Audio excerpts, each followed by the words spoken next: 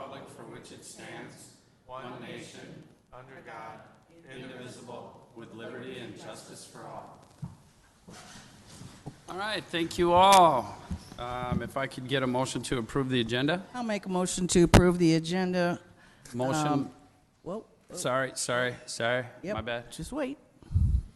With the addition of 9.5, which is performance review of Brent Merrick. I'll second that.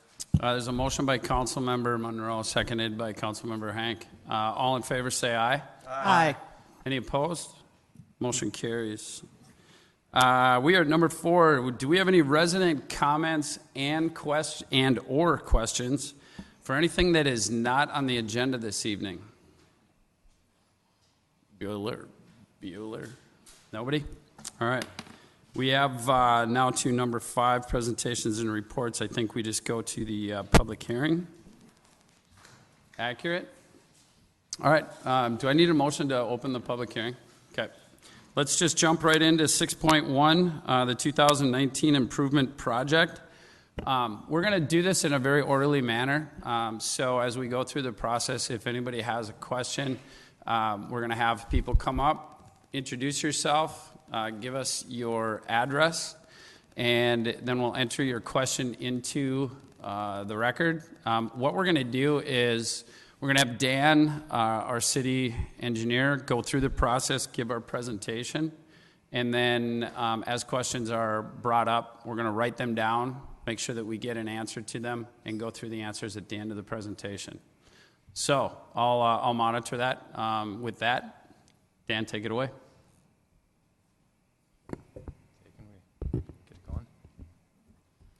Well, good evening, Mr. Mayor and Honorable. You said Honorable Mayor and Thank you. Council members here. I'm here to talk about the 2019 infrastructure improvement project here. With that, I'm going to get into general project timelines and key milestones, project summary, project financing and funding, city assessment policy and assessment area map, project summary and next steps, and of course we're going to have plenty of time for questions and comments. I'm going to try to get those along the way. I have a number of questions that have come up along the project that we're going to try and answer in advance, but of course we probably won't get everything, so leave plenty of time for questions.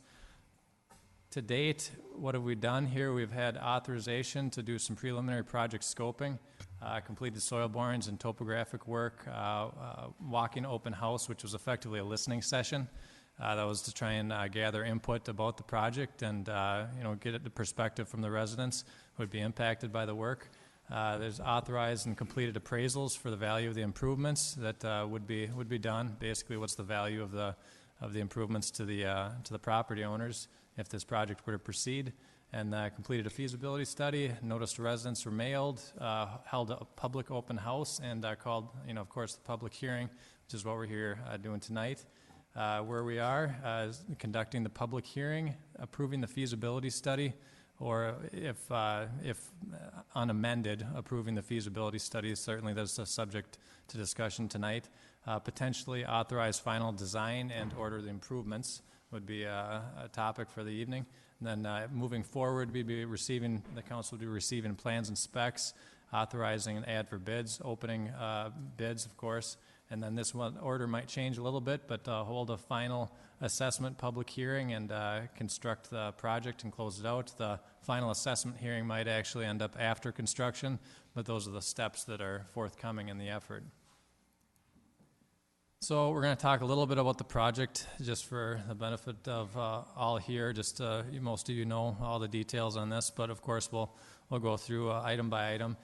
What's really driving this? It's roadway facilities. The existing pavement's in poor condition in many of these areas, and it's in need of reconstruction. Pedestrian facilities, of course, there's a number of links that are necessary here, and connecting some walkways, adding some trails. Municipal utility facilities is a very large one here. That one's going to be a notable topic of the evening here. That's extending water and sewer to some of the residents that have well and septic systems. So for the purposes of organization here, the project's broken into about 4 groupings: Dietrich Drive and Kirch Hill Drive, noted as 1 on the image up there. Elm Drive and Street Alley, or Casey's to Broadway, is probably more appropriately known, but that's just a street alley and some work on a short stub of roadway, Elm Drive.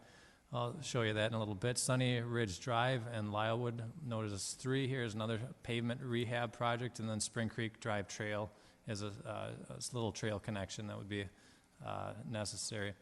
So we'll start with one of the larger ones here, Dietrich Drive and Kirch Hill Drive roadway. That's certainly a notable one for the evening here. The street width would be 32 feet from 27 feet right now. It allows parking on both sides of the road. That's notable. 32 feet is about the minimum that you would be going with for parking on both sides. Standard street section is 3.5 inches of bituminous, 8 inches of aggregate, which is a crushed rock, and 12 inches of sand. So the current pavements out there are quite a bit thinner and break apart a little bit easier when there's not as much subgrade below it, and so this is going to be a good robust section that you can build on in the future. Some of these areas can't even support a mill and overlay, where this section you could mill and overlay it in the future. So curb and gutter would be added, 6-inch curb. That's the full height curb. Some of the subdivisions out there have these mountable curbs. This is 6-inch curb and gutter, which means you'd have a little apron at each driveway. And then, of course, there's some sidewalk additions, which has been a topic of discussion, and certainly one that will be talked about a little bit more into the questions, common questions. You're going to see there an alternate route being considered, that blue line. We're going to talk a little bit about why that's up there. The feasibility study evaluated the sidewalk shown in red up there, and that is being vetted based on some of the comments from residents as to whether or not that blue route should be considered further. Again, that wouldn't require an amendment to the feasibility study. It can be handled in final design, but total estimated roadway project cost is $1,157,000 as an estimate of the work. Does that include the sidewalks? Yes, it Okay. does. Thank you. Yep. Sanitary sewer improvements here. There's an 8-inch sewer main to serve the properties here proposed. That service would be extended to the right-of-way. Total estimated project cost for just the sanitary sewer to serve the subdivision is $406,000. Private connections would be separate by the owner from the right-of-way to the home. One thing to note from the study to what we're talking about tonight here is we'd potentially be looking at an alternate route to minimize impacts here. You see that darker green line is what was originally considered, is deemed a little bit too impactful as far as tree losses and such, so an alternate's being considered in that lighter green line, which would be a drilled sewer line. So it'd be a slight modification, but again, it'd be something that'd be handled in final design, not necessarily a full amendment to what is being done here, but more of a design scope. Excuse me, Dan, which here. was the original one? The one on the left or then the right? The one on the right Was the original? was the original in the study, and the right is the alternate. Water system improvements, 8-inch water main to serve properties currently getting their water from a well. Services, again, would be extended to the right-of-way. The property owners would be taking it from the right-of-way back to the residents under a separate construction effort under typically a privately selected contractor. Total estimated water main project cost would be about $300,000. And again, we'll be talking a little bit more about those private connections from the right-of-way to the residents. That's one of the topics of the assessments and how that would be covered. So for those of you who are not really familiar with what's typically under street figured for the benefit of all, you wonder why is this so expensive to run sewer and water. This is what's typically under a urban street. You've got the orange, which is storm sewer. We'll talk a little bit more about that here as far as how that's broken out. But the green is the sanitary sewers typically put down the middle of the street and extended out to the right-of-way and all the way into the property. And then the blue is the water main that runs from the water tower down the streets and distributes water down those service stubs to each residence. So all that infrastructure ends up going in underneath this road. So when we start talking about why is that being considered right now, you'd look at it and note that there's no way you could save almost any of that pavement. So by the time you're done putting in sewer and water, all that pavement would be gone and replaced. So a good time to do that is when there's no pavement there. Otherwise, it's all patched back in again. So we're going to get into that topic shortly, but that's why you really couldn't do this with patching work and saving a whole lot of the pavement. So some common resident questions on this section is how was the sidewalk location selected? On Kirch, it's fairly straightforward. There's an existing sidewalk there. That is, the rationale is connecting to an existing sidewalk and extending it down the road, thinning up the boulevard a little bit as much as possible. Boulevard's typical for a sidewalk, just for signage and make sure there's some room for setbacks for when doors are being opened for parked cars and such. So just to get people off the curb line a little bit. And then once you get down to Dietrich, the side of the road that was originally evaluated in the feasibility study was the east side. That was really just selected based on the fact it was more open. There was a tree on the other side of the road. There's a light pole and a hydrant on the west side. That doesn't mean it's not possible. It just means that was why it was originally considered. We are taking a look at that alternate side, the west side of the road with that blue alignment, and then down 4th Street to connect to a sidewalk that is further to the north and on the north side of the road and further to the east. So there's some rationale for that. These would be final design elements, can be modified after the discussions tonight, and ultimately would be left as some additional items requiring vetting as far as what the best path to go. But we have received a lot of questions on, how is the sidewalk selected. So where will the city project stop for sewer and water? It typically goes to the right-of-way, and then it becomes private connections at that point. Right-of-way is typically about 10 feet behind back a curb, depending on the location, but it's a lot of folks assume the curb line is the actual right-of-way line. It goes back into their yard. So even the city project would carry services into the residence yard until it was connected, which is going to be your right-of-way line. How are service connections made to my house? That is typically going to be done through a private contractor. It takes the service line that is stubbed out with the project and carries it into the resident's home under a private contract. Can I use my water well for irrigation is another common question, and the city is allowing that or suggesting to allow that if there's no regulatory issues with the well. And so that is being considered to be an option for residents should they choose to.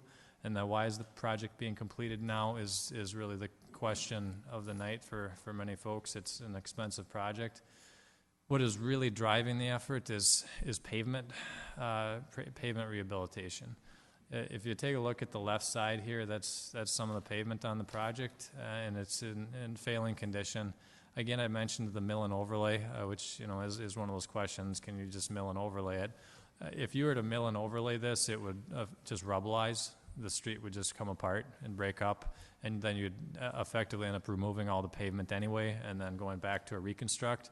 So when a pavement's in this type of a condition or it's too thin, you can't mill and overlay it.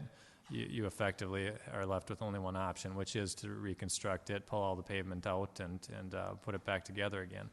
And so the image on the right shows what it would actually look like. That's the real width and what the road section would look like with curb and gutter.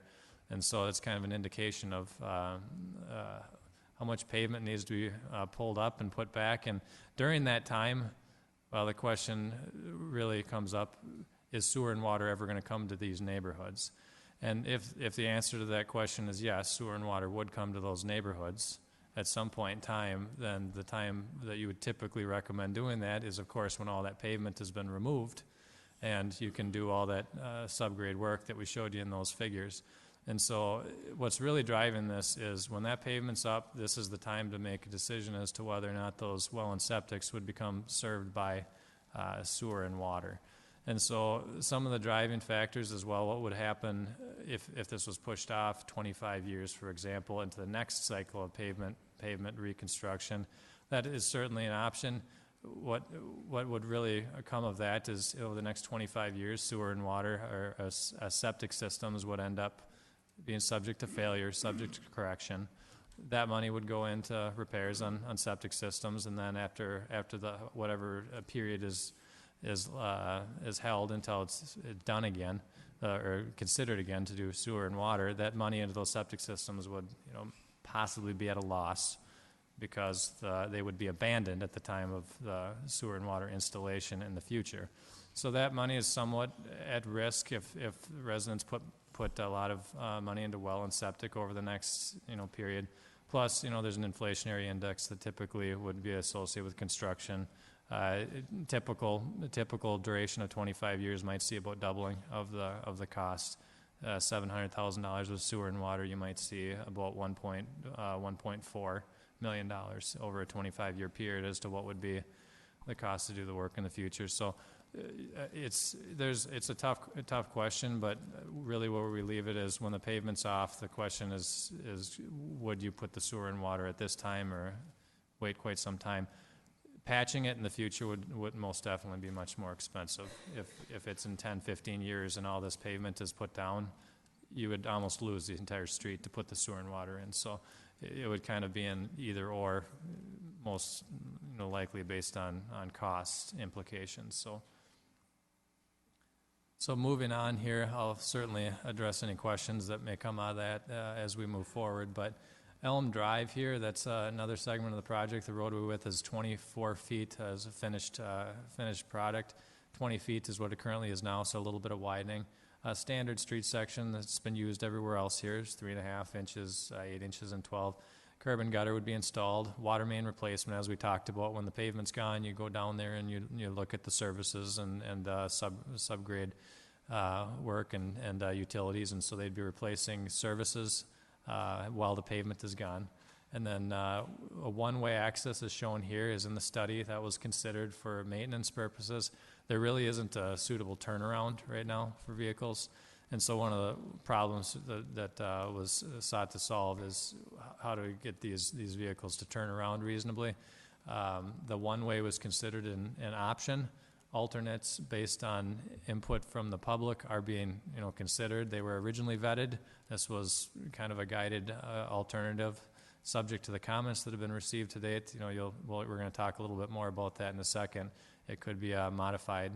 And so the total estimated project cost was, in the study, $356,000 for this work. And so I'm going to get into a little bit more about the one-way access opening that is shown here, because that was one of the more prevalent comments received from the public open house. So Elm Drive was originally looked at with a couple of ways to turn around. The red is a hammerhead, where they basically go down and they squeeze into that hammerhead area, and it gives you a little bit of wiggle room to back up and turn around. That requires a little bit of easement from the residents. The yellow is a cul-de-sac, not a big one, but a fairly small one that, again, does get into the resident's yard. The blue is the one-way. That was considered at the time to be least impactful, but we were getting a lot of feedback that that's not necessarily the case as far as those who live here are concerned. There's a lot of concern about cut-through traffic and such.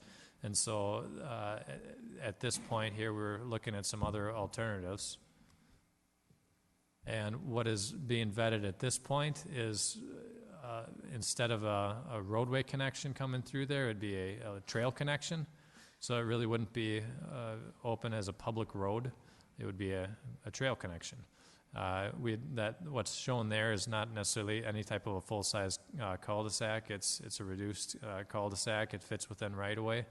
And so what we consider here is to be a little bit of a balance between, what the goals of the project, which, improve the pavement, try and make it a little bit more suitable for the larger vehicles to get turned around down there without backing into public driveways, which is, never an ideal solution. I don't think most residents want, vehicles to have to pull into their driveway, public driveway or private driveway. And so this offers a little bit of a balance of both. It would keep it from being any type of a public street and would be a plowed trail for the residents to use. So again, this would not necessarily require an amendment to the feasibility study. It can be a feasibility, or it can be a change in the final design process. But as we go through here, we'll talk street alley. It's a very simple one. We're just taking some of the aging pavements from about 15 feet down to 12 feet. Standard section at a cost of about $105,000. So some of the common resident questions on those elements are why was the opening of the one-way street connection considered It was about circulation. That was the main goal, is to try and make it so that there's a way out. You get down to the street and can't turn around. That offered you a way out. I think we offered some alternatives that could be vetted, and now we have another alternative based on resident feedback that might be the way to proceed, but it's obviously subject to additional comments and review.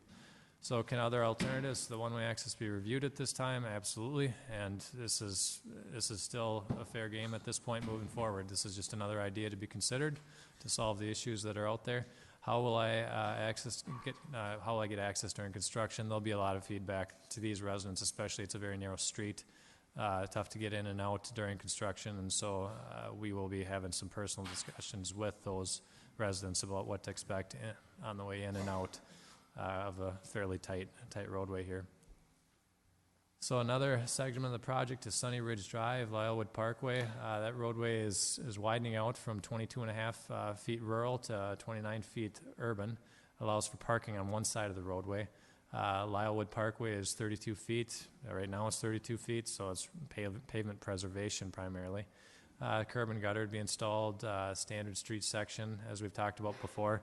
No sidewalks are planned at this time. They were originally considered, but with some feedback from the residents, the sidewalks are not being proposed at this time, based on what we've been hearing.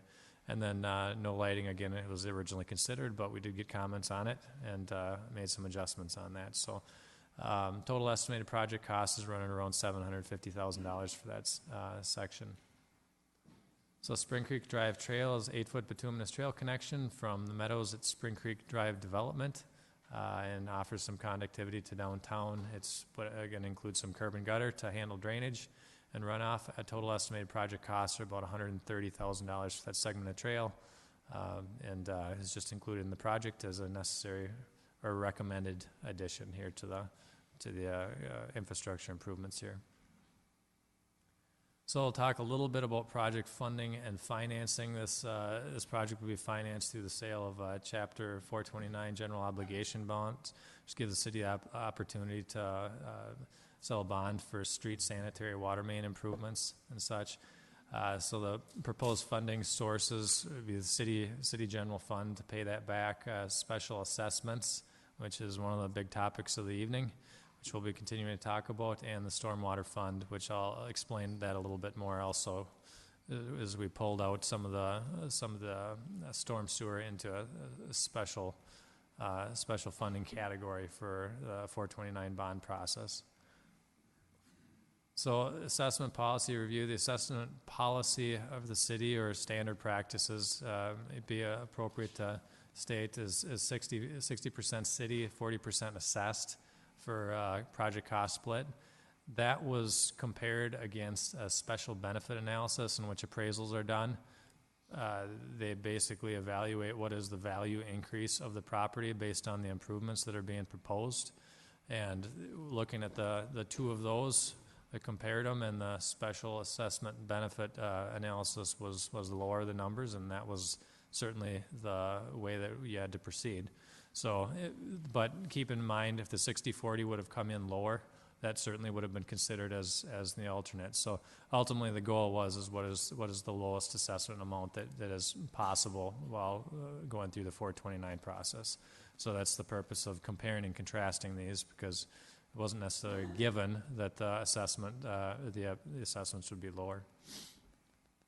So what that results in is approximately 78% city contribution and 22% assessed, including all project components, which is important because that's a little bit different than what you'll see in the study, which is going to be around 76%.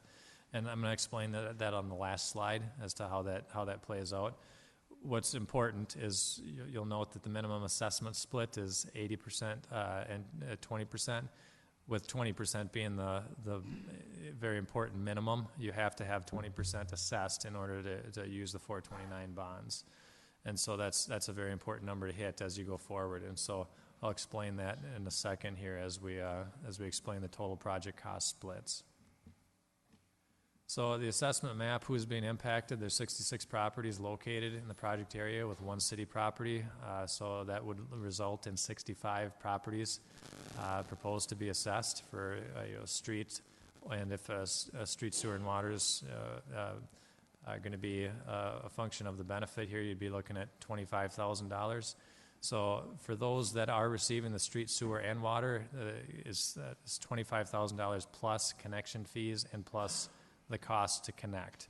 And so that's how that plays out. You've got the benefit of $25,000 plus the connection fees and the private connection costs for a contractor to bring it to your house. The street reconstruction costs, if it's just street reconstruction benefits, here is appraised at $8,000 of benefit for just the streets.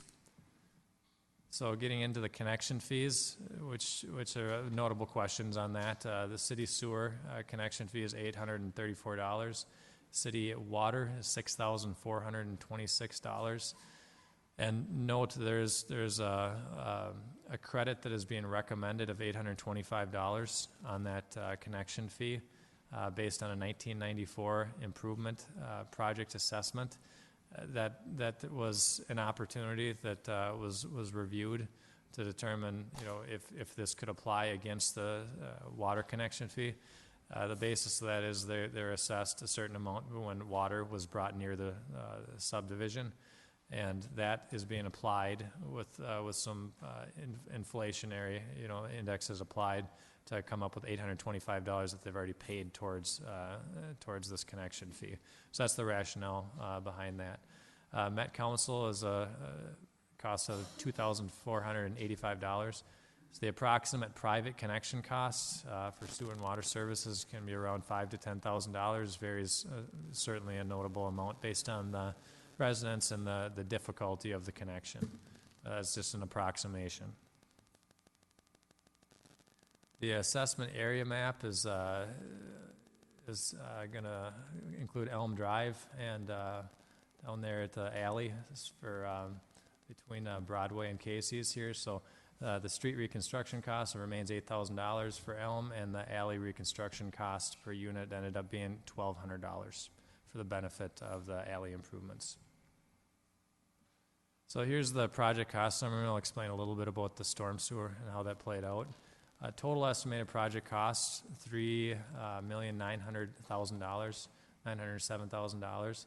Total assessed amount proposed is $860,000. Now, if you take that $860,000 and factor that against the $3.9 million, there's your 78%, 22% cost split. The total estimated city cost, of course, with that is $3 million. Now, here's where the storm sewer split out comes into play here.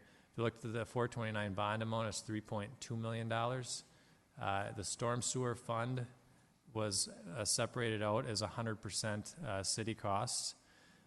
The reason being is 7822 is a little bit too close for comfort for the 429 process. If the bids came in such a fashion that the minimum of 20% was not hit with the 429, that would not be a desirable outcome as far as meeting the rules and regulations as far as the 429 You'd have process. to start all over. Yeah, you wouldn't want to end with that type of a scenario. So what ultimately was done is you pull out a certain portion of it, which was the storm sewer. There was a separable amount, and then you end up with about a 76% split on the 429 bond. So you'd look at the 429 bond of $3.2 million against the $860,000, and that gives you a more conservative percentage against what that minimum of 20% would be based on bid variability that could come up. So hopefully that explains why the percentages are a little bit different and why we're talking about 78-22 as being the really cost split between city contributions to the project and what is being assessed. So the estimated bond rate, we estimated a bond rate just for the purposes of giving some annual approximation of the cost of 3.5%. With fees factored in and such, 4.5% assessment rate was used. That would yield an annual payments ranging from about $93 to $1,900. That again does not include connection fees. Should that be included, which we'll talk a little bit about in the next few slides. So some of the common questions that have come up here is, can connection fees be added to the assessment? The answer was determined to be yes, they can. Certainly, residents would be advised to come forward with that request so it could be built into the process. Can my construction cost to make my service connections be assessed? That means if they hire a private Can you repeat that first one? Sorry. Can my connection fees be added to my assessment? Your answer was yes. Yes. Okay, thank you. Yes. So the second one being, can my construction cost to make my service connections be assessed? Again, that was vetted and determined to be yes as well, in which case a resident could hire a private contractor to make their connections from the right-of-way to their house. And there's certain stipulations on how that has to play out, but there is a method in which that was allowable. And again, residents would be advised to come forward making that request and say, I'd like to do this. Try and add that to their assessment, but it is something that is an opportunity to be considered. So, Okay, yeah, I just want to clarify on that. Larry, you're comfortable with that? Provided that the city controls the contracting process and there's a written agreement with the property owners whereby they agree to it, yes, we can do that. So there's a number of avenues to go that we need to see clarification on, but it is a possibility to have construction costs to make the service connections be assessed by the city. Yes, and with the connection fees, but it's going to require a separate agreement between the city and each property owner that wants to do that. So the city needs to know. Thank you. okay, so additional questions that have come up is, how long will I have to pay back the assessment? Typical ranges are 10 to 20 years for the term on these. In this particular case, it's a larger assessment amount. You know, we haven't set a term, or that's still subject to council determination. But 20-year has been assumed as a possibility given the amount of the assessments. Typically, it doesn't go much longer than 20 years because at some point in time you're outliving the life of the improvements. But again, that's the ranges that are typical is 10 to 20 years. How long do I have to connect once sewer and water is available? 90 days is the typical period. I know there's been some opportunities discussed as to whether or not residents would be given an extended period, but the typical practice is 90 days to connect, and that's certainly another topic of discussion based on whether or not it would be. Go ahead. Can we clarify that that's 90 days from notification? But 90 days from Not from end of project, from when you're notified. 90 days from notification, yeah. And so it can vary a fair amount from the time when construction is completed as to when the notice goes out. It might be 6 months, 10 months, 12 months, but whatever the case may be. The last one was 7 months and then had 90 days from then. Yeah, I believe so, yes. Okay. So there'll be another topic of discussion as far as when those connections would need to occur and what the allowances would be for that connection. So some of the questions: can the city waive connection fees given the large amounts of the assessments here? I guess the most appropriate answer is no. That would not be a typical practice here. Policy is kind of a key with implementing projects like this, and consistency to that policy. If connection fees are you basically waived on one, would it have to be considered on everyone to waive connection fees? How do you make the determination as to when the fees would be applied and when wouldn't they? So typically you defer back to the policy, and that's how the rate structures are set, that when there's connections, there's the fees. But that would be the quick answer to it. It could be a little bit more complicated than that if it was pressed. But we typically would say no. That would not be the practice that would be considered. So, is there another way to fund this without assessments? Not through use of the 429 process. So I guess the answer to that would be no. Brent certainly can elaborate more on this, but we believe that this is the most cost-effective way to fund this as far as the city is concerned, based on past practices and policies. So, Sure. So some of the next steps that are going to be necessary here is, of course, there's the improvement hearing tonight. There'll be a number of questions. Hopefully, we've answered a number of them through this discussion here. but I would imagine there'll be more questions that I have not covered. There's accepting the feasibility study if there's no major scope changes, of course. Deleting the sewer and water or something of that nature would constitute a major scope change to the study. But for the most part, some of these sidewalk discussions that we've talked about and some of these revisions to Elm Drive, those would be final design changes from the time of acceptance of the study to acceptance of the final plans. Consider a motion to order the improvements. That also would be a possibility tonight. If accepted here, that would start the final design process, in which case you would be next contacted to authorize the plans for bidding. Please note that ordering the improvements does require a 4/5 vote, but through the 429 process. So that is for supermajority requirement. So 4/5 is 4 out of 5. 4 out of 5. Yep. So next steps would be obviously the final plans, accept the plans, authorize for bidding, of course.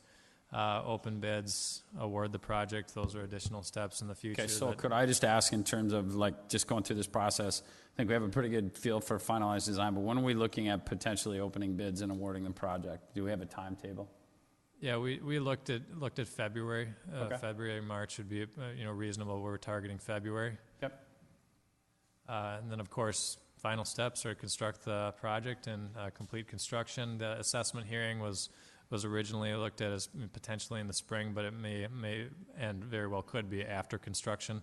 So that step can vary a little bit, but is certainly a necessary step in the process. So opening bids in 2019, February. When would you anticipate completion of construction and the closeout of the project? Project this size would be September, October would be the targeted The whole summer. timelines to finish it up. Of course, most work would be all the way through November for some of the cleanup work, but majority of it is going to be right through September, October. Okay, thank you. With that, we will be opening it up to questions, comments, and discussion. That concludes the summary of the project. Hopefully it answers your questions. And Well, I appreciate that. I think it puts it on the table. I'm going to open it up to the council first to see if there's any obvious questions, comments, and then we'll open it up to the public. Anyone have any questions of Dan? Go. When we're looking at Diedrich and Kirchy Hill, we're talking about widening the street from 27 feet to 32 feet, is that correct? yeah, And then if sidewalks were to go in, how much boulevard between the sidewalk and the curb are you expecting? And then what would the width of the curb be? I'm sorry, the width of the sidewalk. sidewalk's 5 feet. The boulevard was narrowed out a little bit in that area to 4 feet. That's a little bit narrower than what's already out there, but it was 5 at mine. What's that? It's 5 at mine, but so what? Yeah, that is Okay. It's narrower. Yep, and so that's, generally speaking, you're looking for a minimum boulevard of around 4 feet if possible for grass and signage and stuff like that. And you start getting too narrow, it's hard to have grass there. It usually dies off. So we're looking at about 9 feet then. About Okay. 9 feet. And then we've already would have widened the road by another 5 Yep. on each side. Yep, Hmm. so 11, okay. I have a question about the alley. So the alley is at 15 feet and it's being narrowed down to 12 feet. Is there a reason that it's going to be narrowed? Just following a standard, really. It's trying to bring it back to a standard practice. If alleys are intended to be 12 feet across the city, this would be an opportunity to start bringing it to a uniform standard. The Elm Street, the trail width on that, have we talked about that so that it doesn't look like a drive-through if it's not to be, if we don't want traffic to accidentally be going through I there? assume we'd have a bollard too, wouldn't we? I said bollard. I would say that the bollard wouldn't necessarily be put in there because that trail would intended to be plowed so that it can be utilized in the wintertime. And so the plow would drive right through there, in which case a bollard would stop that. So, but it would be a clear trail with ped ramps on either end. 8 to 10 feet is typical. 8 foot's a typical trail width. So that would be the width that's being considered, again, subject to final reviews and approvals. Brian Skoke, can your plows get through an 8-foot trail all right, or do you need the 10? Yep, at this time, we have equipment to get through on an 8-foot. 8 foot? 8 foot wide. When we were looking at the cost for the $6,426 for the water connection, it says $825 credit. Was that already taken out, so the dollar amount is the $6,400, or is the $825 being subtracted from that 64? Subtracted. When we were looking at the new sidewalk configuration, you were looking at connecting it down to in front of Lisa Lorene's house on 4th Street there, where it comes up to the top of the church. Is that where the blue line goes to? Yes. Okay. That's all I have for right now. Thank you. And that was on the north side of 4th Street? West side. North side, west side, yes. So you don't have to cross the street again. Got it. You'd rather cross here than... Anyone else? Yeah, I have a Monroe? question. On the project cost summary page, right before common questions, it says estimated annual payments range from $93 to $1,922. So a person who is paying the highest assessment possible for this project, the most they'd be paying is $1,922 a year. That's based on $25,000, so that'd be the highest assessment, Okay, not including connection fees on a 20-year term. okay. So obviously that number varies based on the term selected, but yes. So 20 to 2,200. Yep. Any more questions? No. Johnson? Nothing from me. I have a couple. The cul-de-sac at Elm, Chief, have you guys had a chance to look at that cul-de-sac on Elm for a turnaround for emergency vehicles? Okay, we're taking that into consideration, I would assume. Yeah, Illegally, yeah, I mean, Fire marshal? it's all going to be vetted, Okay. based on the revisions that are being proposed, so yes, it will be. Cool. These guys need to be happy. If we don't hit, I think this might be a Larry question. If we don't hit the 80-20 for 429 bonds, do we have any financing options for this project? Is 429 essentially it? 429 is essentially it. Thank you. And then, as I looked through here, it said 66 properties located in the project area, 1 city property. Is that 66 properties including the 1 city property, or is it 67 properties with the 1 city property? 66, Thank you. including the city The property. question that I have there is, on that, what is the, I didn't see it in here on the assessments, but what have we what is the city property in there? Which property is it? The property noted is just a remnant on the east side of Lylewood Parkway.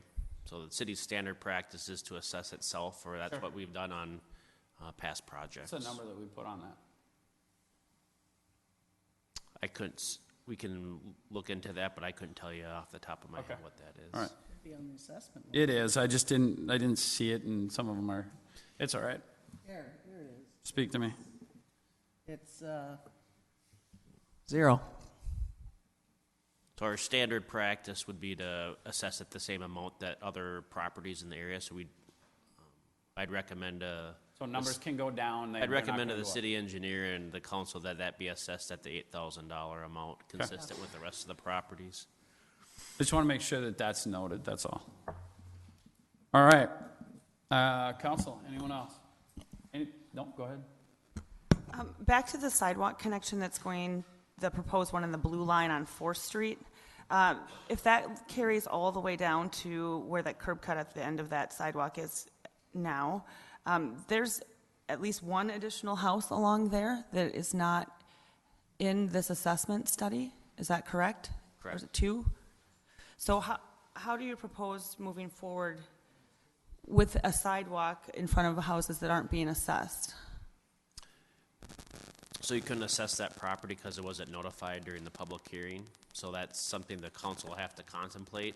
At a minimum, the sidewalk would be brought to Fourth on the west side of Kirchy, or is it Dietrich?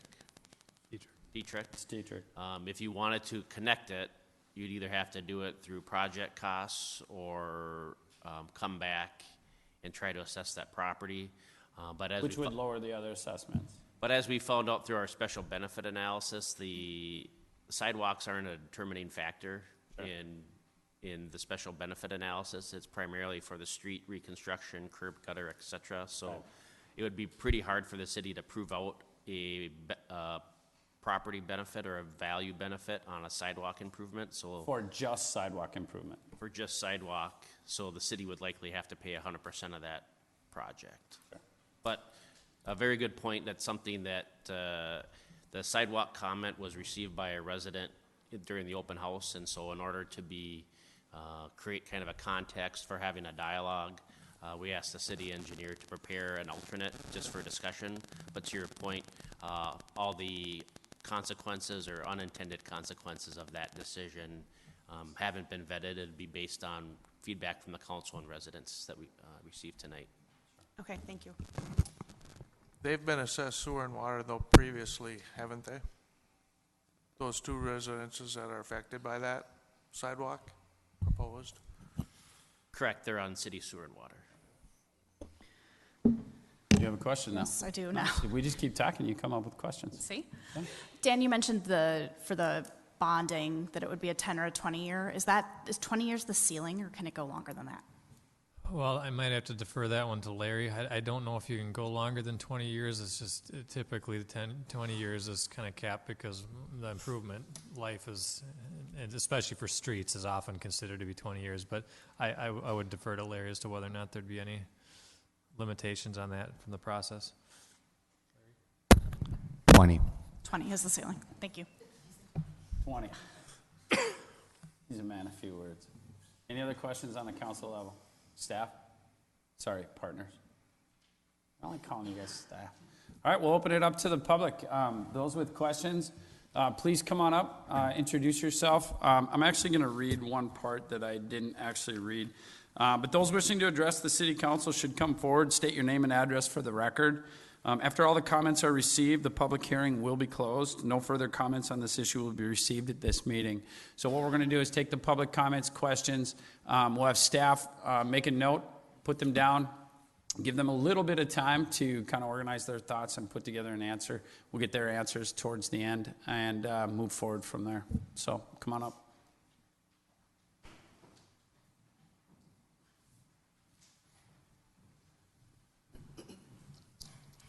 We know you. Council, my name is Jeannie Anderson. I live at 1020 Sunny Ridge Drive. Hi, Jeannie. You can sit down if you like. Oh, well. So I don't have any questions specifically about the assessment and the need for improvements. The concerns that my husband and I had were when we saw the plans with regards to the no parking signage. From our perspective, our neighborhood doesn't really have issues, and parking on one side of the street isn't really that big a deal. Nobody parks that often on both sides of the street to begin with, and it's sort of intuitive when a road isn't large enough. The signs on the plan obviously aren't final, but they were concerning to us because the way that they were placed was simply, I assume, by a distance, and they were showing up in the middle of people's lots. Effectively right in front of their homes. So this is an area where we're not looking at having sidewalks or boulevards, and from our perspective, we would like to not see no parking signs in our neighborhood. If there do need to be parking signs, we would request that they actually be on the side lot lines instead of in the middle of people's yards. And then the final comment that we had is the parking was set up so that the parking would be on the same side of the street that all of our mailboxes are, which to us is probably a bigger inconvenience than having parking on one side of the street. if it's placed. Maybe we could put the parking signs right next to your mailboxes too.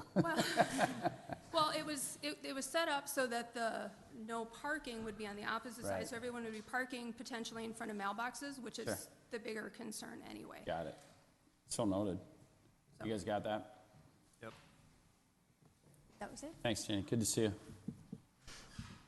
Alan, I knew you were coming up. You can't yell at me in front of all these people. Hi, I'm Alan Hubzinski. I live on 1023 Sunny Ridge, and I thought I'd get up here real quick as long as we're talking about the Sunny Ridge project. I've been to the street walkthrough and the meeting on August 6th, and it had never been brought up, and this is a question for Dan, about widening this street. Now, I see on tonight's agenda that the proposal is to go from 22 and a half to 29 feet in width. And what's the reason for it? It doesn't seem to make any sense. It's not a through street. What's that? Okay. All right. As instructed, we'll answer the questions at the end. Okay. Yeah, yep. Thank you. No, thank you, Alan. Always intuitive.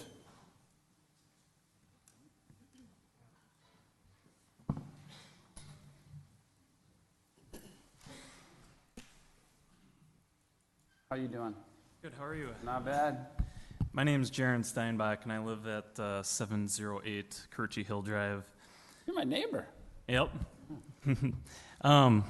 Anyway, I just wanted to say that the numbers as they're proposed on the sheets that we got, they should be considered as a financial burden rather than an assessment. And even if, well, my first question would be, when you guys talk about that, if we could roll all these fees into one lump sum and pay it that way through taxes, is it all subject to the 3.5% to 4% interest rate?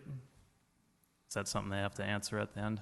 Yeah, we'll get that at the end. I'm going to assume yes, but we'll just put them all together. Okay. So, with that, the way I figured it out is that at 4% interest, and you add on the $60 water bill that we'll have to start paying, and that's what we were given by the city as like a two-person average water bill. That ups my monthly costs about $250 a month, which is when I bought my house in 2013. After going through the process with the mortgage loan officer and talking to friends and parents and all that, and finding out what the fluctuation is between with taxes rising and maybe an assessment here and there, and homeowners insurance and things like that. I had a window that I bought my house in for what I'd pay per month for payments and a mortgage payment, and I just I budgeted for what I bought my house for, not an extra $100, $200, or $200+ a month. It's just not what I signed up for. I didn't, I can't afford that. And with that said, some cost reduction ideas that my neighbors and I came up with is obviously the $825 credit, which is, thank you for considering that. That's a start, but I think and also the sidewalk that's estimated that I saw in the packet for tonight's meeting at $20,600. If you got rid of that, that would also, another idea, that would also save each homeowner about $735 on the assessment if you could do it that way. And then also, I think the meat and potatoes of all this is that the city sewer and water connection fees of the $834 plus the $6,426, which adds up to $7,260. If we could waive those, that would be huge, because it's about I figure it to be about $52 on every 12,500. That would, that'd lower our monthly rate another $50 almost, with all those bundled together. And another idea that we had is that, as also brought up in the presentation, is that if you could give us, if you could come up with something to where we wouldn't have to connect right away and let us use our well and septic until one or the other breaks, and then we could come back and connect then. That'd also give us time to, save up for that connection or maybe be in a better spot to do that. So that was another idea. I mean, if you add all those together, you'd bring the total back down to almost 26,000 for a total assessment with no fees and whatnot, and that brings my monthly mortgage payment increase back down to $105 to $110, and then you add on the $60 water bill a month, and then that's a more livable, that's a more viable solution for people like me in that neighborhood. So anyway, those are some cost reduction ideas that we had, and I'm really interested to hear about if we can lump everything together, what interest rate that would be at and what that would mean for paying it back that way. Other than that, that's all I had. Thank you. Hey, before you Thanks, go, Danny. I just want to be sure that we got each structure of that question so that we can get back to it. I didn't catch your first name, sir. Jaron. Jaron? I'm keeping a list of questions, and then as we go back, we'll make sure that we address each one. Okay. Thank you. Thanks.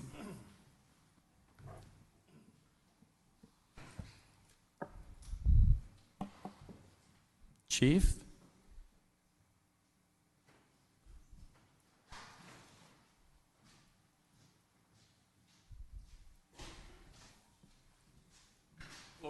How are you? Good. I'm Brent Cummins. I'm at 421 Diedrich.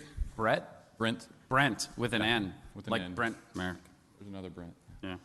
My question, I just wanted more information about the storm runoff because that goes right through my yard. So there was a couple different options at the beginning, kind of just went over pretty fast. So just more information on that. And yeah, and just talking about how that works with the easement through there. So. Sure. That one I know we can answer. You got that, Brent? Dan? Okay. Yes. Eric? Come on, Eric.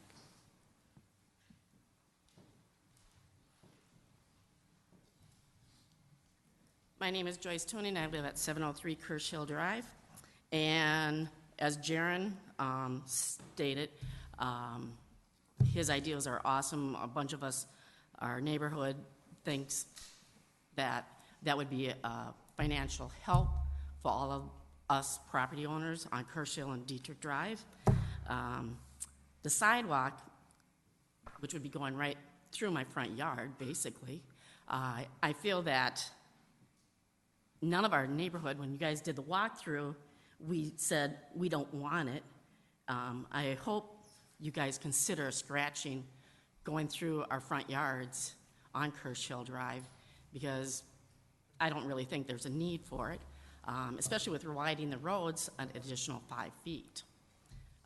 You're talking about 11 feet into my front yard. I don't know if you guys would enjoy that or not. I've lived there for 35 years and never had that. As Jaron also said, extending the time for the hookup. That would be an awesome thing. If we could only have that $25,000 assessment initially, we wouldn't feel the pain quite as bad.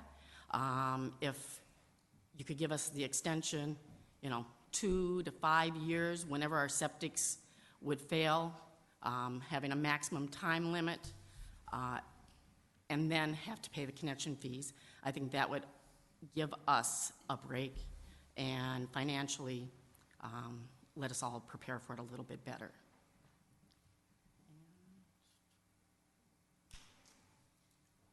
The $500, I think I had talked to Brett about that, or Brent. I don't know what kind of rate you were figuring, for the last 24 years. If we did it at 3%, it would have been over $1,000. How I calculated, at least, I used a online calculator, and not the $825, $200 here is $200 for us, so if you can relook at that, when we're talking the dollar amounts, every dime for us is helpful. That's all I have. Thanks, Joyce. Thank you, Joyce. Come on up.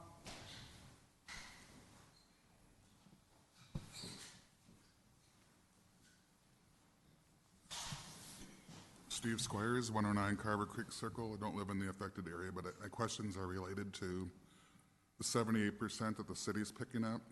I'm assuming that cost is being distributed to the other taxpayers in the city? Yes, no? And then basically, what's the incremental tax burden in $50,000 increments to homeowners? Speak into the microphone, please. I lost you. What's the incremental cost? What's the impact to other taxpayers in the city in $50,000 increments related to their home values? So on the 78% is your question? Yep. Yeah. And then how many other areas within the city are you planning on doing improvements for sewer, water, for similar projects? And Sure. What's the impact, over the course of the next 20 years to those homeowners, to the rest of the city? Got that, Brantley?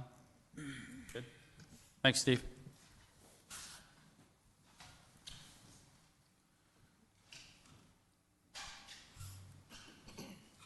We're not all just staring at you, I promise you that. You're next. You're next. No, you come on up. We're directing traffic. Have a seat.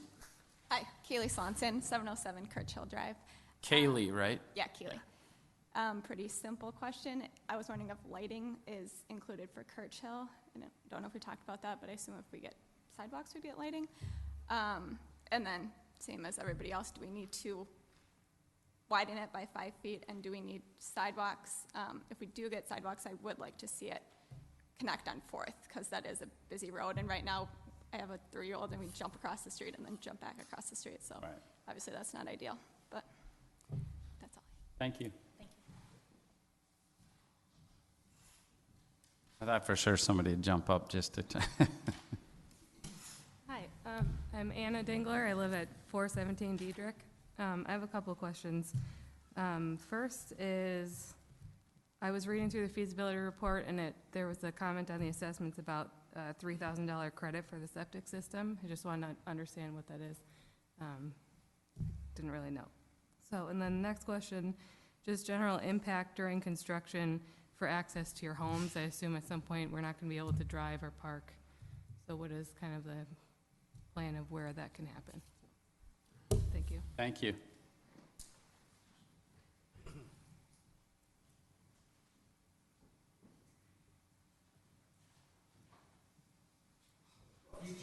Nice.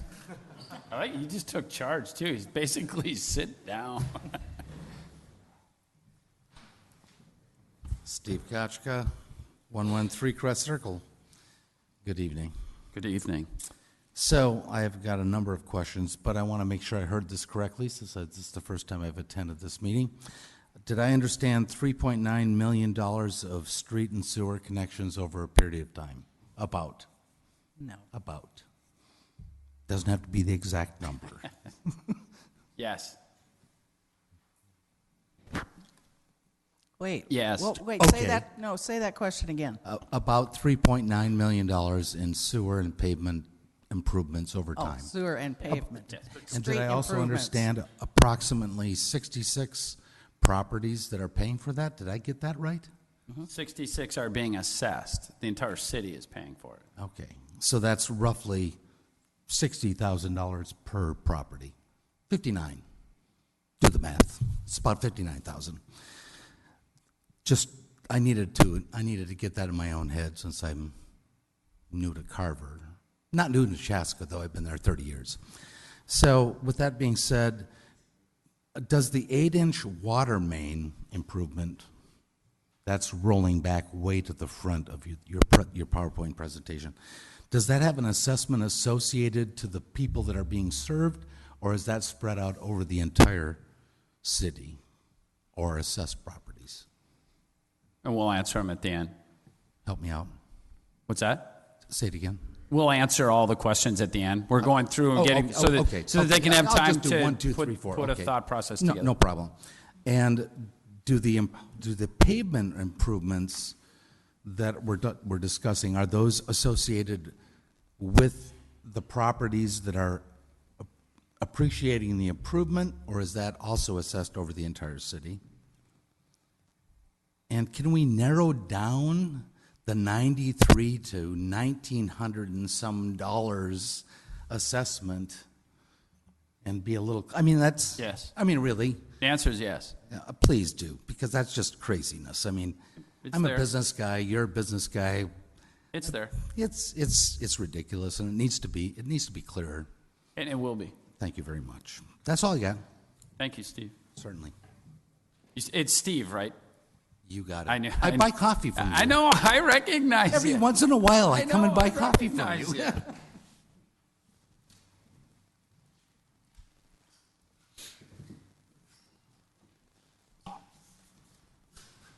Hi, Michael Heimkes. I'm a non-resident, but looking at purchasing a home in the impacted area. For homes where a new sidewalk will come through a driveway, will the individual homeowner be responsible for the reconstruction of the driveway from in between the sidewalk and the road? And if so, what will that be? That's a good question. Thank you. Chief? Nothing? How you doing? Hello, Nathan Dingler. I live on 417 Diedrich Drive. One of the things that we're talking about is the additional 5 feet of road on Diedrich Drive. My wife and I were trying to figure out if that would be 5 feet on one side, 2.5 and 2.5. 2.5. Just kind of figuring out the split there. And then also kind of popped up into my head, but Diedrich isn't really you don't have to hop on Diedrich to get to downtown Carver. You don't really need to hop on Diedrich for anything unless you live on Diedrich Drive. Go to Chief's house. I know. Exactly. I mean, if I got to talk to him, I got to go down to a couple roads. But anyways, is the addition of the street, the 5 feet, is that just for the sidewalks, which I also love the sidewalks, so I think it'd be a great benefit. But I also don't think that adding another 5 feet to the road for just parking purposes is necessary on our drive, because it's not a through street to get to anywhere. Thanks, Nate. Thank you. Rudolph? Not Eric? Nothing? Okay. All right.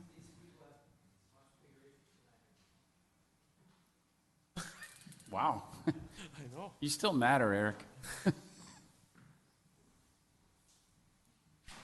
Ron Tuning, 703 Kershaw Drive.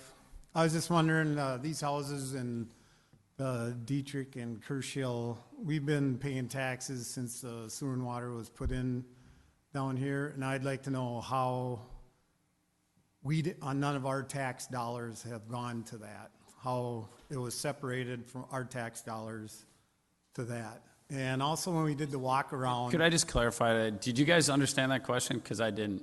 Okay, all right. Good.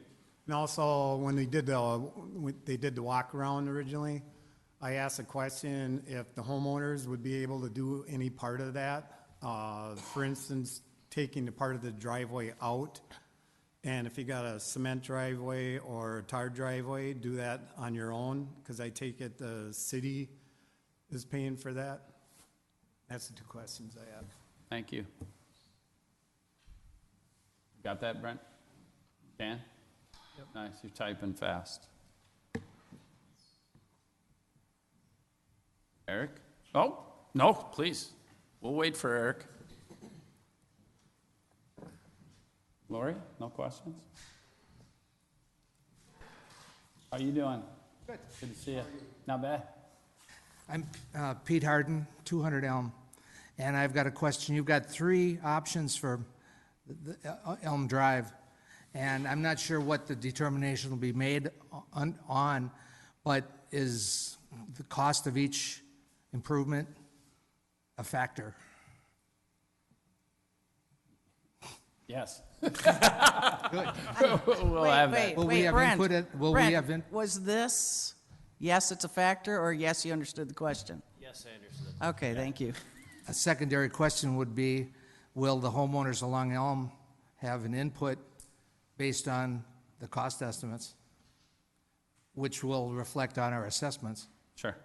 We understand the question. Thanks, Pete.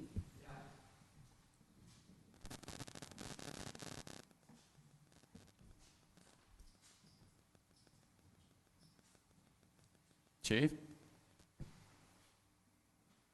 Eric, we might, oh, Joe. I just got to keep saying Eric and people pop up.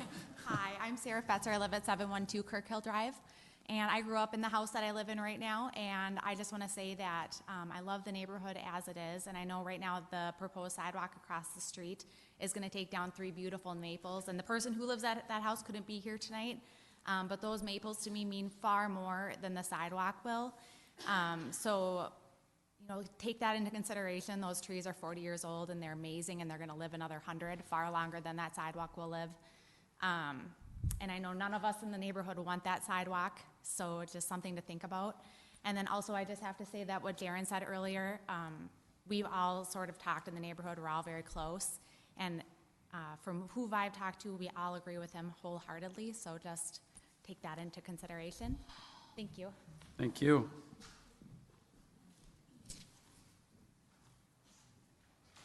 Eric? No, I'm just kidding. I saw you get up. How you doing, Mike? Oh, Glenn finally knows somebody. Lee Tischler, 437 Diedrich Drive. I had one more question. The curbs that are coming in for the sewer, they were the standard curb with the drop down for the driveway, correct? Not the universal curb? Okay. And my input too is sidewalks in the neighborhood I don't think are necessary either. I don't care if it's Kirchy Hill or Diedrich. There's so little traffic coming down those 2 stretches of road that, in my opinion, we don't need sidewalks either. I have another question. I heard somewhere from somebody, were they planning on stubbing in a pipe for sump pumps into the storm sewer? I thought I heard that from somebody. What? I've never heard that before. You've never heard that? No. Okay, well then it's not coming in because the whole neighborhood and nobody up there has a sump pump. I don't have one either. Yeah, No, you that's guys, what I mean. But yeah. I heard that. Yeah. Is it you ever know, run? I don't know where I got it from, but You know what? What was your Lee? first name, sir? Lee. Lee, L-E-E? It was Lee. Lee, Just making starting stuff rumors. up. Garage doors in the sump pumps. You guys better be nice Can't to be me, or I like, you won't guys fix your need doors something. anymore. Oh, and you know I'm going to need you. No. Thanks, Lee. Thanks, Lee. Thanks for knowing Glenn.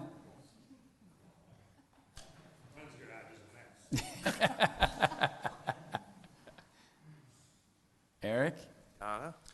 Mr. Mayor? Yes, sir. We have a kind of a built-up set of questions. Yes, If we it- do. You want to start If answering? be okay with the council, I'll run through them. Please do.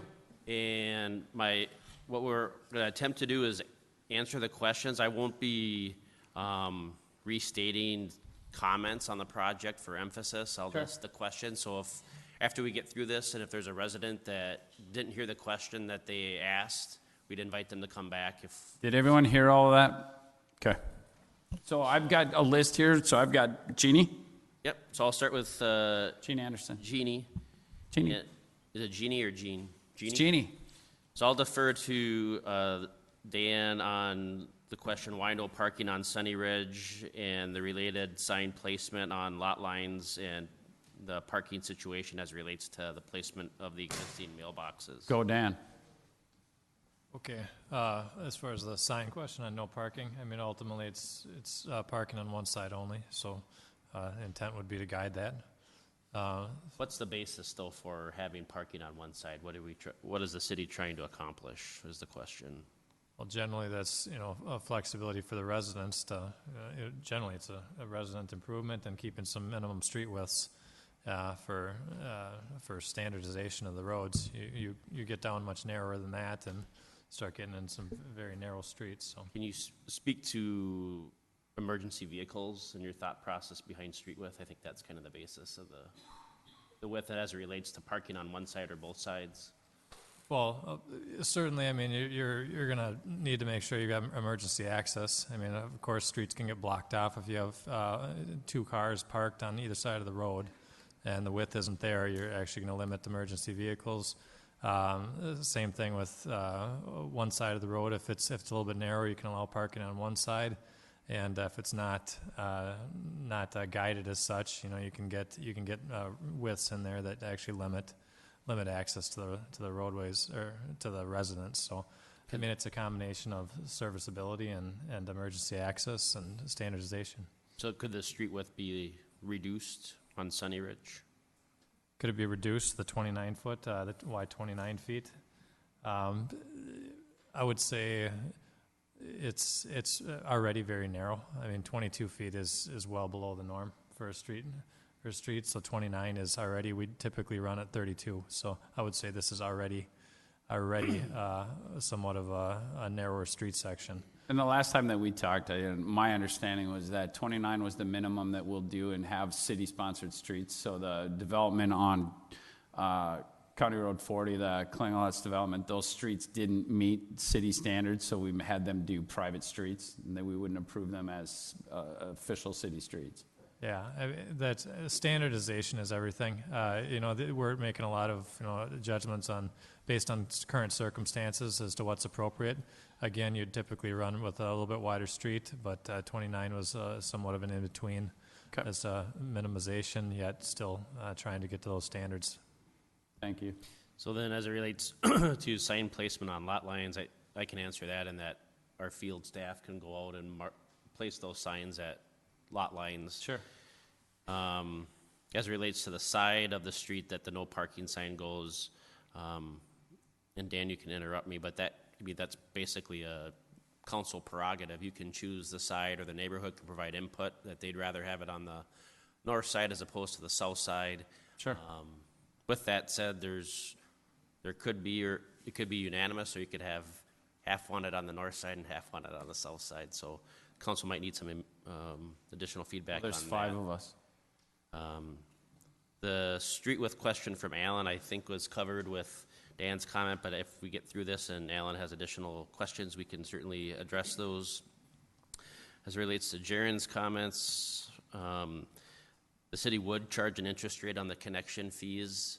We've done that in the past. We had a property owner in 2013, I believe, on Skyview Lane. That family wrapped in their assessment along with their connection fees and their cost of their private connection, and there was an interest charge. This council certainly could waive it, but as with anything, if you charge interest on one project and not on the other, there's consequences or unintended consequences of that.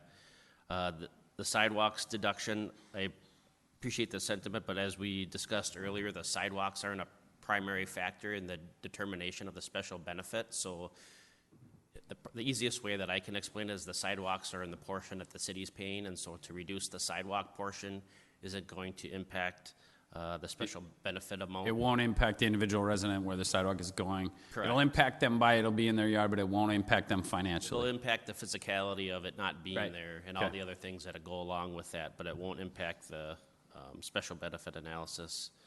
The same piece relates to the waiving of the connection fees, as I mentioned. The property owner and all the property owners, frankly, on the Skyview project were charged connection fees at the city's full rate. It's certainly the council's prerogative. The Skyview project was a different project than this. Skyview project happened roughly 15 years ago, new water and sewer connections, and they were charged connection fees.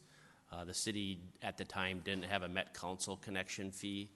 The city had its own wastewater treatment plant. However, the city sewer connection fee was roughly about $1,000 more than it is today. So again, that's council prerogative.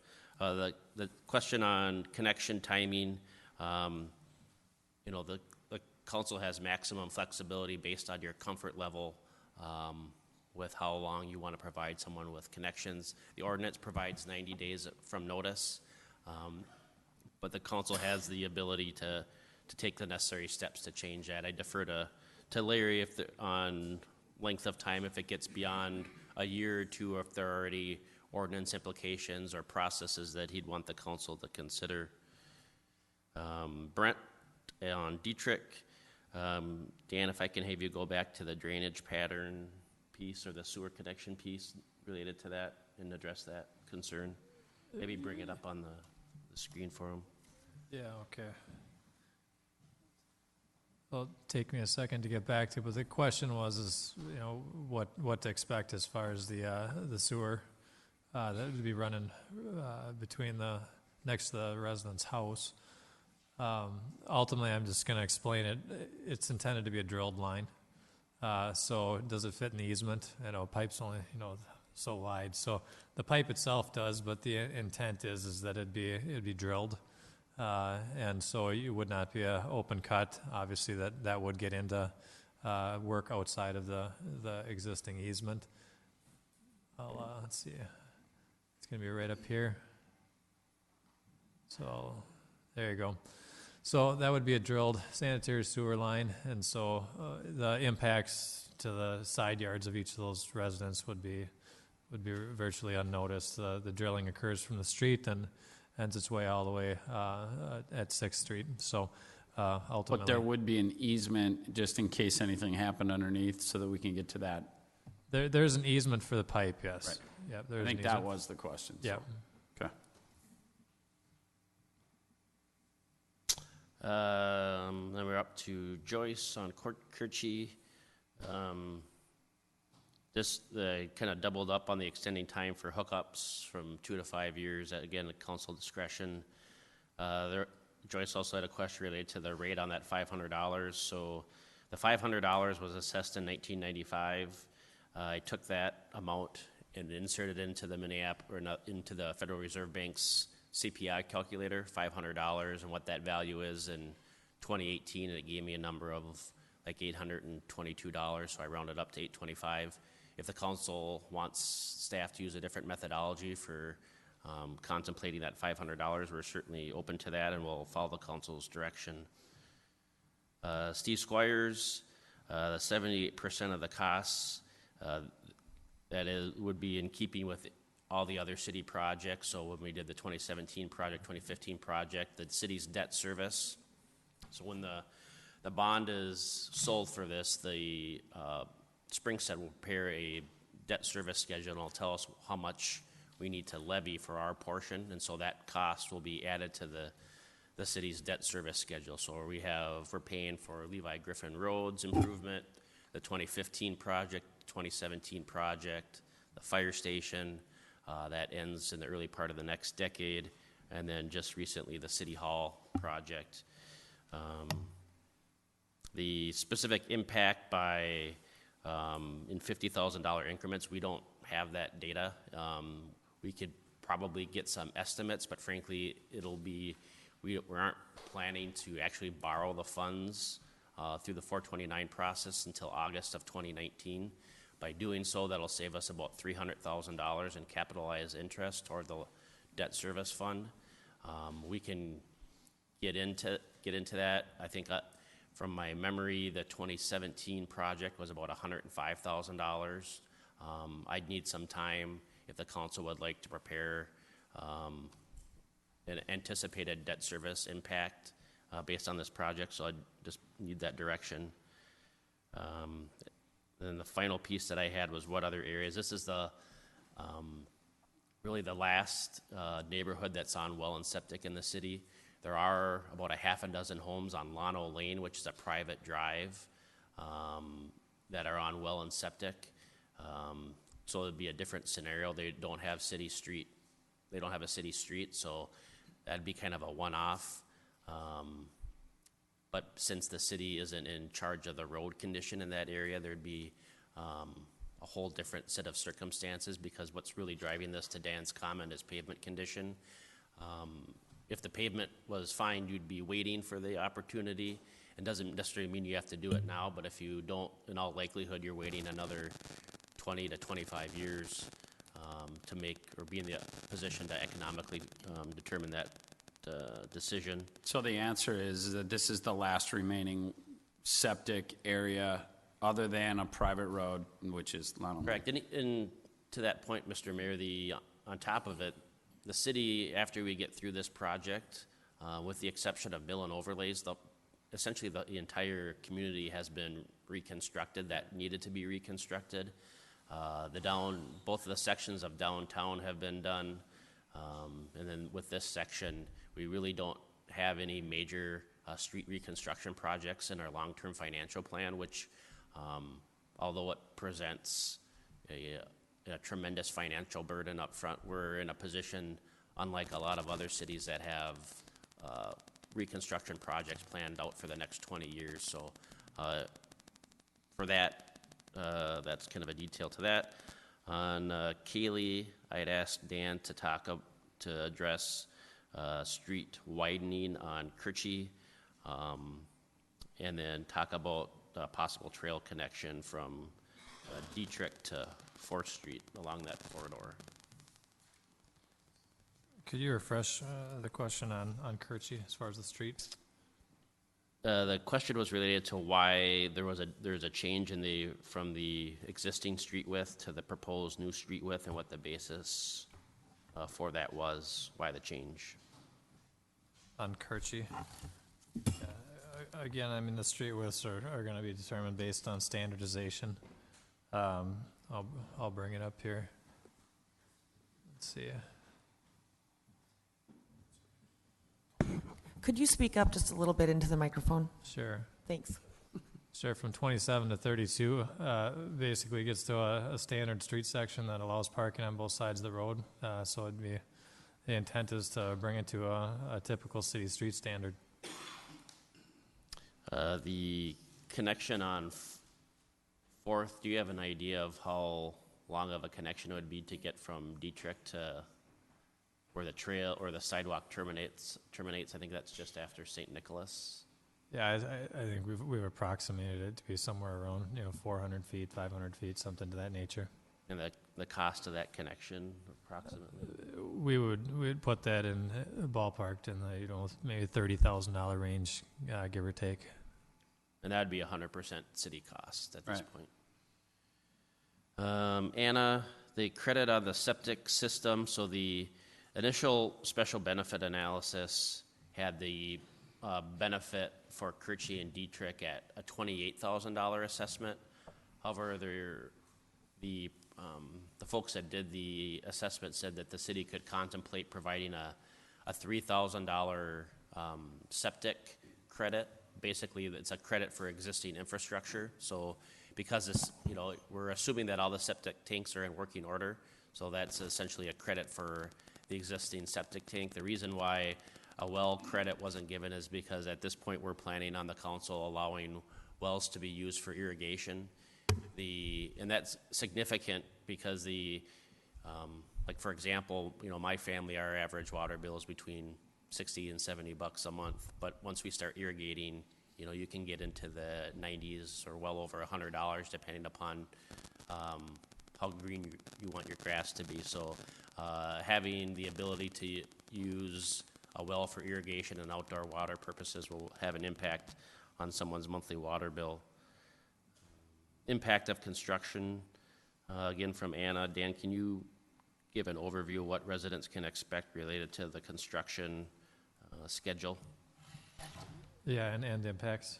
As I understand the question is what's going to happen during construction. Typically, what is a requirement of all these jobs is maintenance of access at all times. Anytime access is not going to be maintained, it's generally going to be noticed to the property owner that you can't get into your driveway for 4 days, 5 days during concrete pours. But there's going to be direct contact with property owners. There's going to be additional information going out on what to expect. There's going to be times where the streets are difficult to drive down. but certainly access can be maintained. It'll be sometimes dirt roads, but basically we are going to be reaching out to the property owners on what to expect, and it's going to be kind of a day-to-day discussion on what they can plan for, especially when it comes down to concrete, where you actually do have a few moments where you have to park and walk to your house. But most of the time, access can be maintained at all times, just not on paved streets. But at no point does anybody have to get a hotel room for 3 days. No, that's not the case. Access is maintained, and short term, we'll let you know if you can't get into your driveway only. Thank you. Then Steve had a question related to assessment of the water main. So the project, as it relates to Dietrich and Kirchy, isn't assessed by, or is it, the benefit isn't assessed by a kind of, what's the best way to describe, by a per pipe kind of quantity. It's the special benefit analysis values the benefit or the expected value increase of the project. And so that was valued at $25,000. The balance of that will be paid through other resources. So the water fund will have to kick in for part of that as well. On pavement improvements, it's the same kind of methodology. In that instance, the general tax levy or general property taxes will pay for that.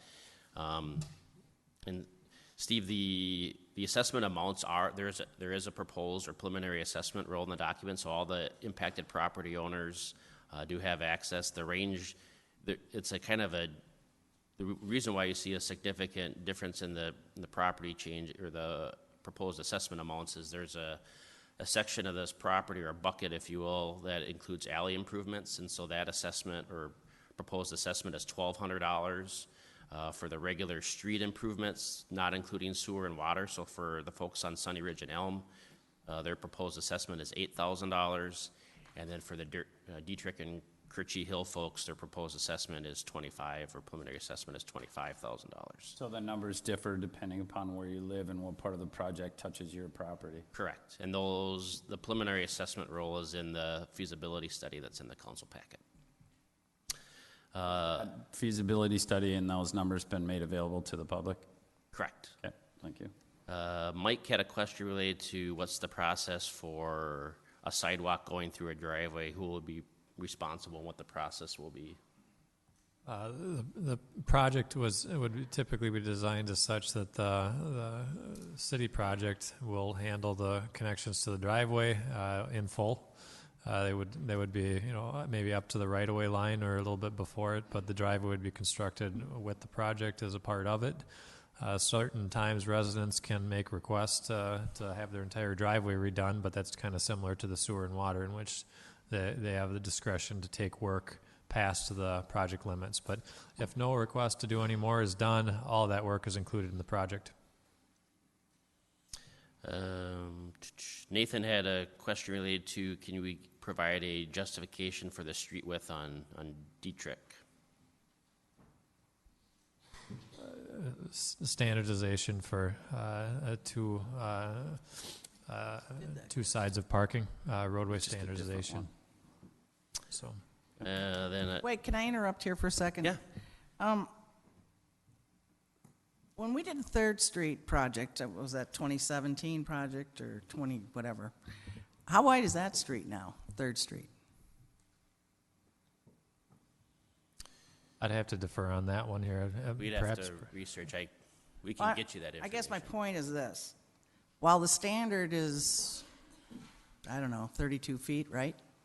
Yeah, for parking on both sides. In towns where you have older neighborhoods, like their neighborhood, the streets weren't built that wide then. That's part of their historic kind of nature. And I'm just wondering if it has to be that wide. You could save some costs by not making them that wide. So, I think maybe that's something to think about. Sure, the comment can be noted. Because I'm pretty sure that, 3rd is less than 32 feet, isn't it? It's also in the historic district, too. Yeah, well, the Lenzen addition will shortly be in historic district. Oh. They were built quite a while ago. I'm just curious if Yeah, that's certainly something that if the council gave us that direction, that we could research and bring back and then have that change made in the plans and specifications that the engineer's office would deliver to the council for review. Yeah, because I just find, I understand why you need, wide roads when you have a lot of traffic on certain roads. So, but I'm just wondering if this is maybe an instance where maybe it doesn't need to be quite so wide. Sure. What's Kirchy Hill by my house? The width of that? I don't have that. All I'm right, sorry. I'd have to get you that. I mean, to narrow down, anyway, all right. Well, and that's my question. I'm going the same place Mike is the width, the 32 on Dietrich and Kirchy, is that for consistency for those portions of those roads that have already been improved? Yeah, I mean, I would say the significant milestones here that you're looking at is parking on one side or both sides. So certainly in most cases, if you can get it set up for parking on both sides, it helps, because if people are doing it, it keeps your street functional. When you go down to parking on one side, you really have to try and enforce that.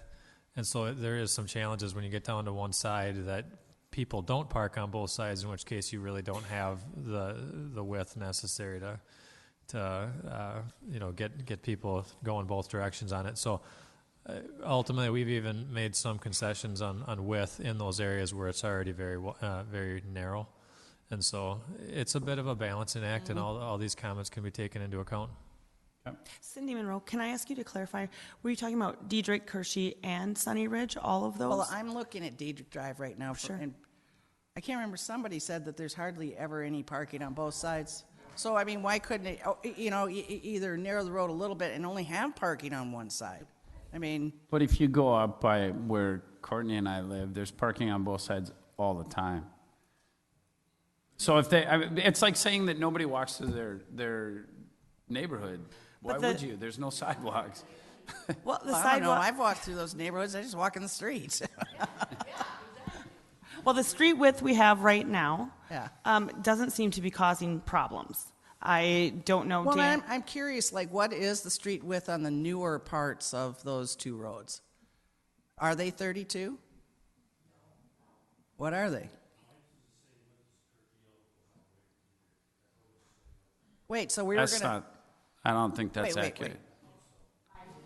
Okay, wait, Anyway, wait, yeah. you Yeah, we're guys. we gotta do this. I just have a question. I by mean, we're not process. making these roads wider than the existing newer portions of No. those roads, are we? No, that 32 is not considered to be a wide street, but and we certainly No, can no, take not these. wide. I mean... No, it's not wider than my street. So what I'd we have need to do is go to the city record drawings, Yep. look Okay. at those, and then report back, and then Let's get argue direct- facts.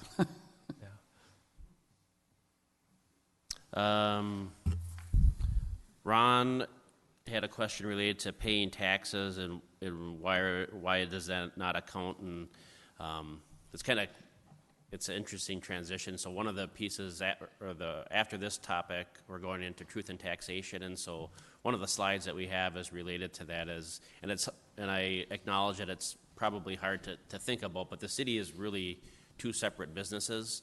It has the business of kind of your daily operations, which is, parks, fire, police, planning, elections, snow plowing, fleet maintenance, building maintenance, etc.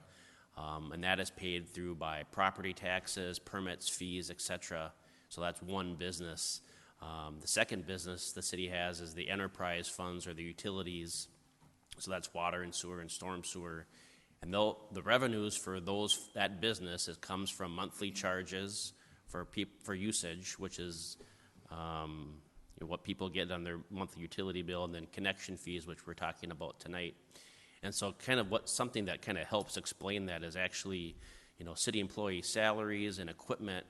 A portion of, depending upon that position, a portion of that salary or equipment or uniforms is charged against the utilities fund, because the property taxes shouldn't have to pay for the water and sewer service. So they're segregated. So that's why someone paying their property taxes for a certain amount of time doesn't necessarily provide a credit, because property taxes aren't a revenue source for the water and sewer. There's zero property tax dollars that go toward the operation of the city's water and sanitary sewer system.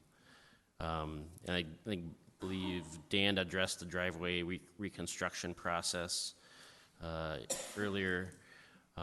Pete, related to Elm, the determining factor for Elm as it relates to costs, I don't have a cost breakdown from Dan. He might be able to address if there's certain alternatives that are more expensive than others. I can tell you from Is the trail the cheapest? One would think so if you're not building Yeah, a I road. can tell you from my perspective, the one-way was a street section with curb and gutter on both sides, and so now the current piece is a 8-foot wide trail doesn't need to handle that type of same kind of traffic, and it doesn't have curb and gutter. But I'll defer to Dan on any additional details. So I would yes. say yes. Yeah, the trail's going to be cheaper. Okay. Will homeowners of Elm have a say? Have a say. So, frankly, the big impetus for making that change is we received a significant amount of feedback from not only the residents on Old Elm, but the residents on what I'll call New Elm, which ends in a cul-de-sac. And so that was the basis for developing that fourth alternative. But, I selfishly, as a part of the staff, I'd, appreciate additional comments from folks on Elm to see what they'd prefer.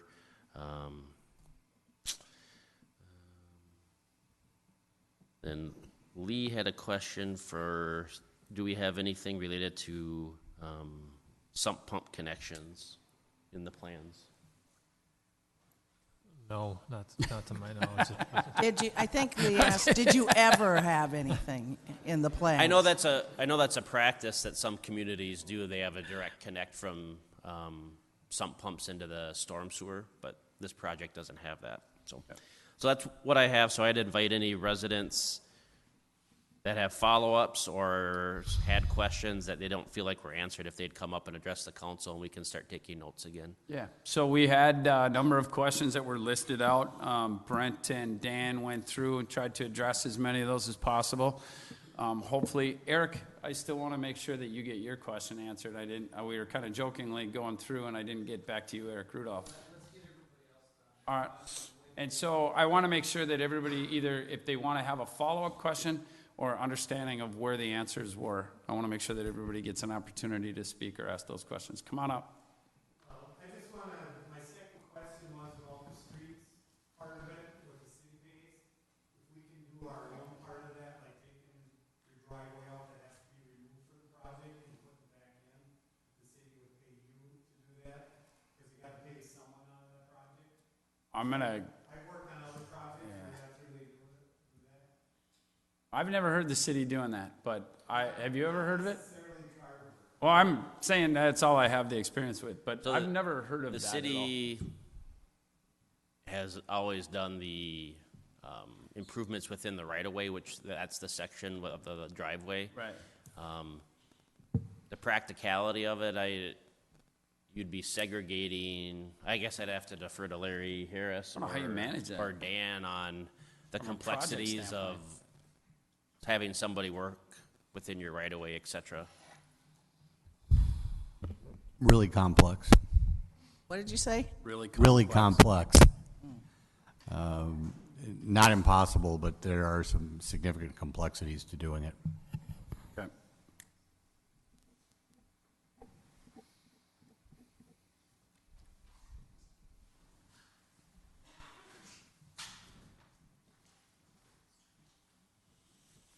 So I feel like I'm having a little bit of deja vu related to the standardization of streets, because several years ago I talked about parking issues on Carver Creek Circle and the width of our circles. I just want to bring up that there's several streets within the city that don't meet the standardization, and I think it's absolutely ludicrous to say that we're going to standardize and pay the money as a city for the widening of the streets. I don't want to pay for it as a taxpayer. I want to make that clear.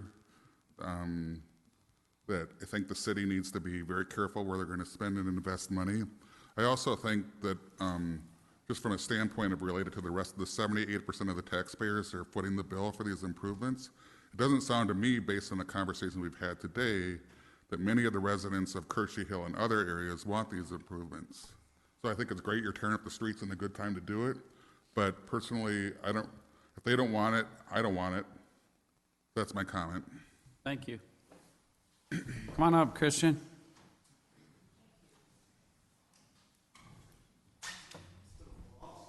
Nice. What's that? Hey, you know, have a seat.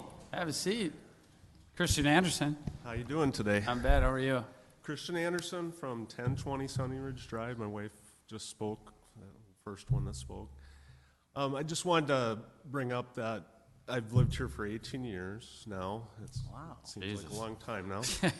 And we built our house on Sunny Ridge and specifically bought it because it was a quiet, narrow street with no lights. As you know, Mike, I don't like light lights. pollution. What's that? And I'm an engineer, so I also understand what the city engineer has to deal with. It's functional versus aesthetics. But don't forget about the aesthetics, because there's people on my street right now that bought a house specifically because it was a narrow street. And they said that. So we can make these choices between aesthetics and functionality, and sometimes we have to balance that, right? Okay? That's all I have. Thanks, Christian. Good Thanks, to see Christian. you. 18 years? Oh. He was on the planning commission.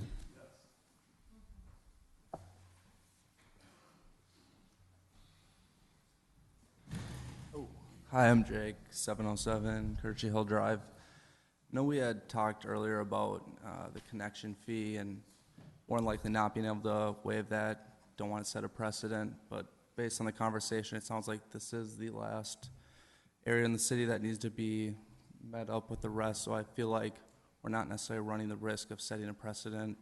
If we can potentially get that waived, I think that would help a lot with cost of the project. It's significant to a lot of people on my street. Like Sharon had brought up many points, and I don't necessarily disagree with you, but what I'll tell you is I've been on this council for 20 years, and we've done probably 5 or 6 of these projects, and we've never waived it. And the issue then boils down to, how do I look Skip Lowe in the face and all the people that we've actually made connect to our system, and then say, well, this is the last one, we shouldn't, these guys don't have to pay. That's where it's backward, not forward. Excuse me, if that makes sense. Sure.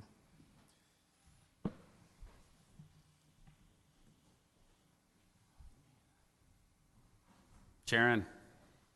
Yep, so I just got one last thing to say to that comment that you just made.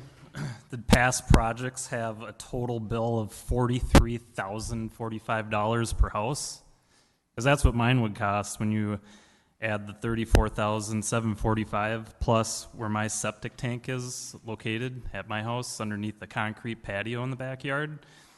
Appraisals that I've already got to actually do the hookup from my house to the street is $8,300, because they'd have to tear up the cement patio and back. And so, you know, this is a different circumstance, because I have talked to a couple people on Skyview Lane, and when they said when they had theirs done, they're in between $15,000 and $20,000 as a total cost, and we're double the we're double the price. So anything like those the connection fees of the city sewer and water connection fees of $834 and $6,426 for a total of $7,260. If you guys could waive that, that would be a huge, huge help. And a question regarding that, you know, is that an ordinance that we have to connect? Is the connection fees an ordinance? Yes. Mm-hmm. So if it's an ordinance, that's you, the council. You guys are the ones who create the ordinance, amend it or change it, or even discard them. So it's really up to you guys if you would like to help us out on that. Got it. Thanks, Sharon. Thank you.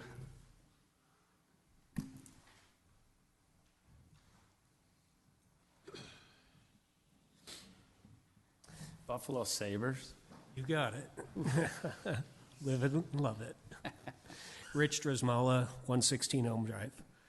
I just heard you guys discuss and say that the, the trail connection was the least expensive option.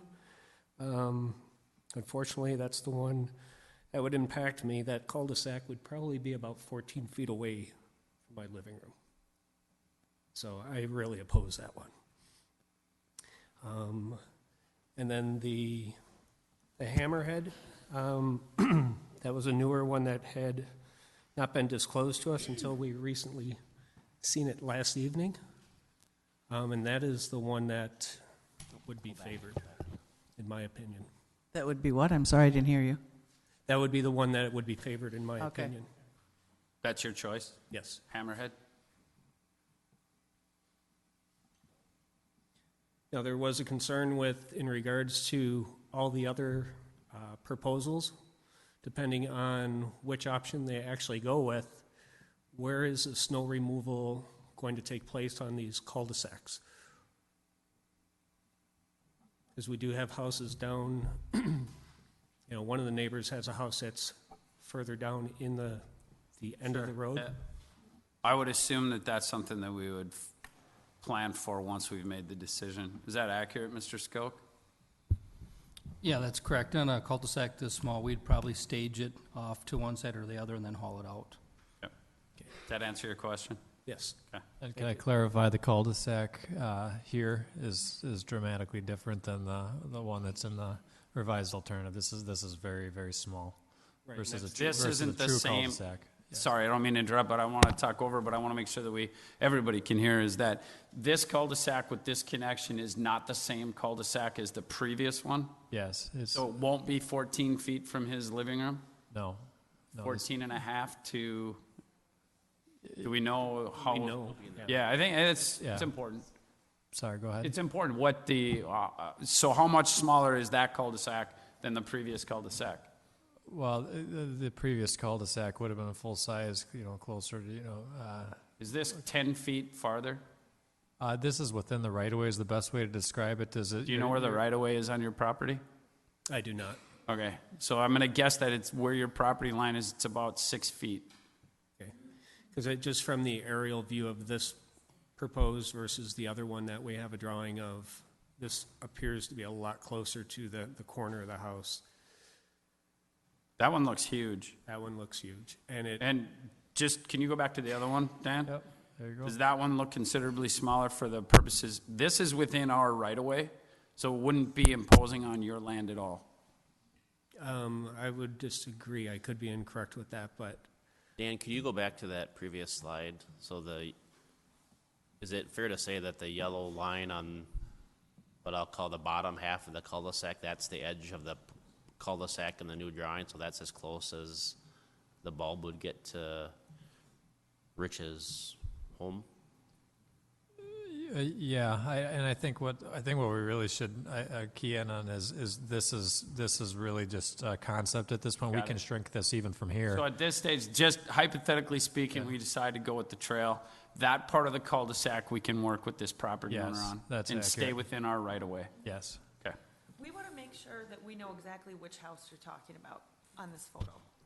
So I believe, Rich, you're right where the eye is and trail connection, correct? yes. Okay, thank you. Can you flip back one more time?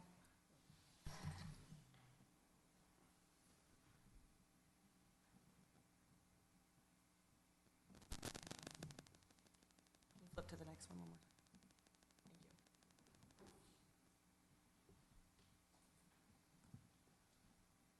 you. Even though you have that shirt on. Thanks, Rich. All right, thank you.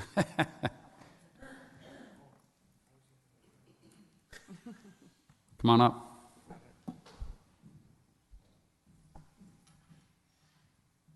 My name's Jess. We've been in Carver for 4 years, recently sold a property and in the midst of purchasing one. My question is, how does this compare to the cost of this compare to other hookups that have been done within the city? When we're looking at $40,000 to $45,000 over a 20-year span with the interest, you're looking at $200 some a month.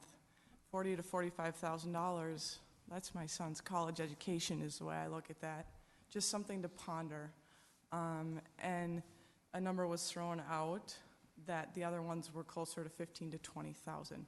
Whether that's true or not, I don't know. I don't. That's have the whether that's true or not, yeah.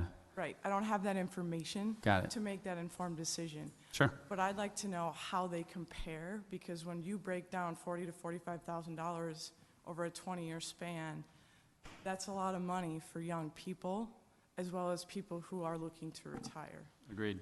So just keeping that in mind when projects like this are taking place, because I do understand that we have to move forward with community improvement. So that's my biggest question, is how is it compared to others that Got have it. hooked up? And we'll have all that information, I can assure you of that. Well, I don't have it right now. This is a follow-up, Mr. Mayor, and council, I don't have that information now, but we can certainly pull minutes and project files and provide that information. You bet. Within the next day or two? We'll have to go through our archives, so it'll probably take a couple days. Yeah, early next week we can. Early next week. Deal. We can put it on the city's website, Appreciate the it. project page.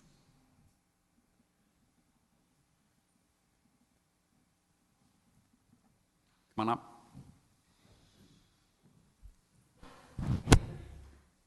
Sue Meyer, 436 Diedrich Drive. I guess I'm kind of curious about the street width, because I know my neighbors next door to me and then down like 3 or 4, their street isn't any wider than my street across from Lee. So I'd like you to check that and maybe not widen us, keep us at the 27.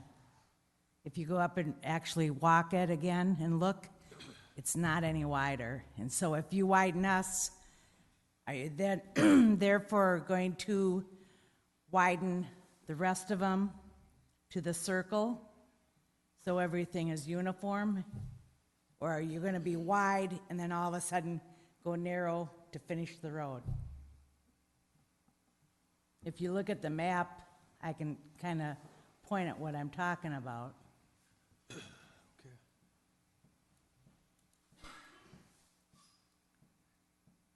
See where your yellow line stops on Diedrich? And then, and then you've got 3 houses before you get to a turn. All of those are the exact same width as ours right now. So you're going to have to widen the whole street down into a little bit of a cul-de-sac there for it to all be uniform. So you're actually will be adding to the expense of everybody in the town.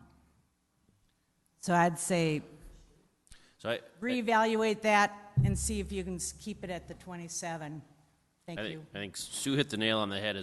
What we need as a staff to do is evaluate what the street width conditions are existing, and then we'll provide a report.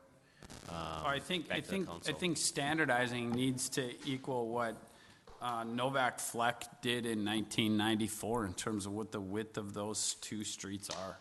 And I think that's your standardization.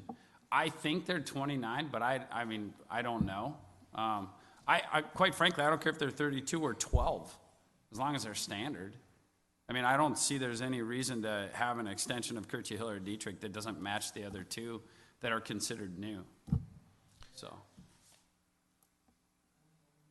I mean, if they're 12 feet or they're 12, I know they're not. Well, I'm as being a, facetious, just as a process-related comment and guidance to everyone in the room, so tonight the council's being asked 2 fundamental questions. One, do you want to accept the feasibility study, i.e. is the project feasible? And so you have in your packet a resolution say, accepting the feasibility study. And then the second is, do you want to authorize the engineer to prepare plans and specifications for the project? Which would spell out. And so... Sorry. That's okay. I interrupt you. So what we can do if the council wants to move forward with the project is some of these pieces related to street width evaluation and questions related to length of time, we can dig further in and provide more information related to the Skyview assessment, all the while the engineer's office is preparing plans and specs if you want to proceed. Right. The reason I bring that up is there's folks in the room or residents who have come tonight to spend their time sharing their feedback. Right. They might not get all the answers. I don't want the council, should you decide to move forward, have those folks feel like those questions haven't been resolved. Correct. Frankly, the council only needs to determine that, or we want to have it well ahead of time for you. But really, when the assessment hearing, should you decide to move forward, occurs when the assessment hearing is planned for October of 2019, that's when the council really has to be definite about term, all the specifics about connection fees, et cetera, the process.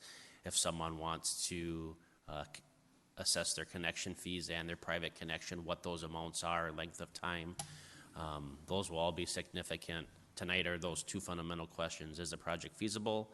And do you want to authorize the engineer to prepare plans and specifications? So to piggyback on that, is the project feasible? It's pretty self-explanatory. For projects, for the preparation of plans and specs, I think we need to specify what those plans and specs are in terms of sidewalks. I think the width of the street is going to be, I think we've talked about that, and you guys can all correct me if I'm wrong, but the width of Dietrich, the width of Kirchy, the type of connection between Elm Drive and the, do we want that to be a hammerhead? Do we want that to be a cul-de-sac? Those things need to be specified so he can actually put Correct. together. It'd be helpful Okay. to have direction on the Kirchy Hill sidewalk, the end of Elm, or the kind of Yep. that configuration and street width. But you don't have to get down to the final piece, because the next step as a part of this process, once the engineer's office has prepared plans and specifications, the council has to approve. Right. So I would suggest, based on the feedback tonight, that once we get that, and we prepare some type of akin to what we sent out previously, or some type of resident summary to folks in the project area, and say, this is what the plans and specifications look like, and then we invite folks, if you decide to proceed tonight, to provide further comment. We could also set up some open houses and do some mailings to make sure that we're getting that feedback. But again, yes, council direction would be critical for Dan and his team to move forward. Got it. All right. So,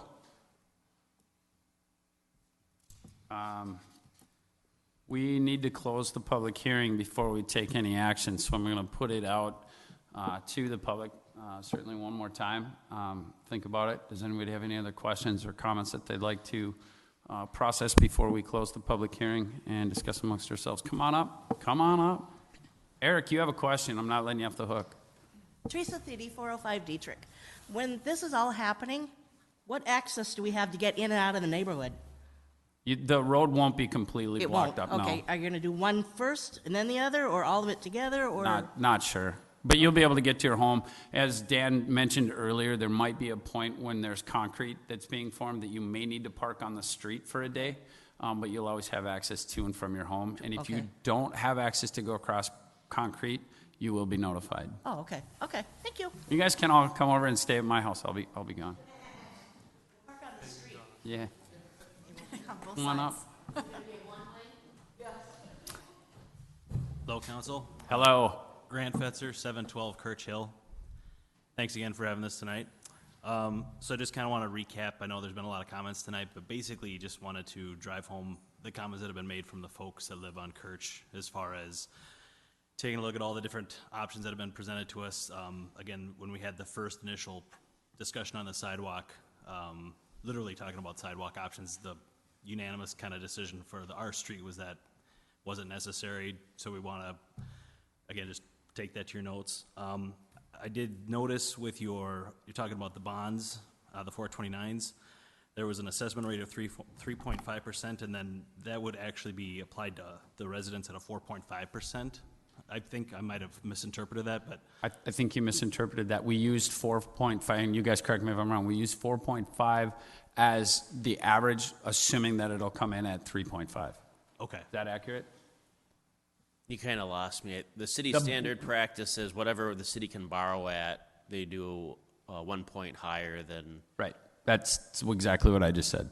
Okay, so it's not a pass-through, so if it's 3.5 for the city, then it is 4.5 to the residents. Correct. We just assume it's going to be 1 point so that it's a worst-case scenario. Okay. Correct? No. Yes.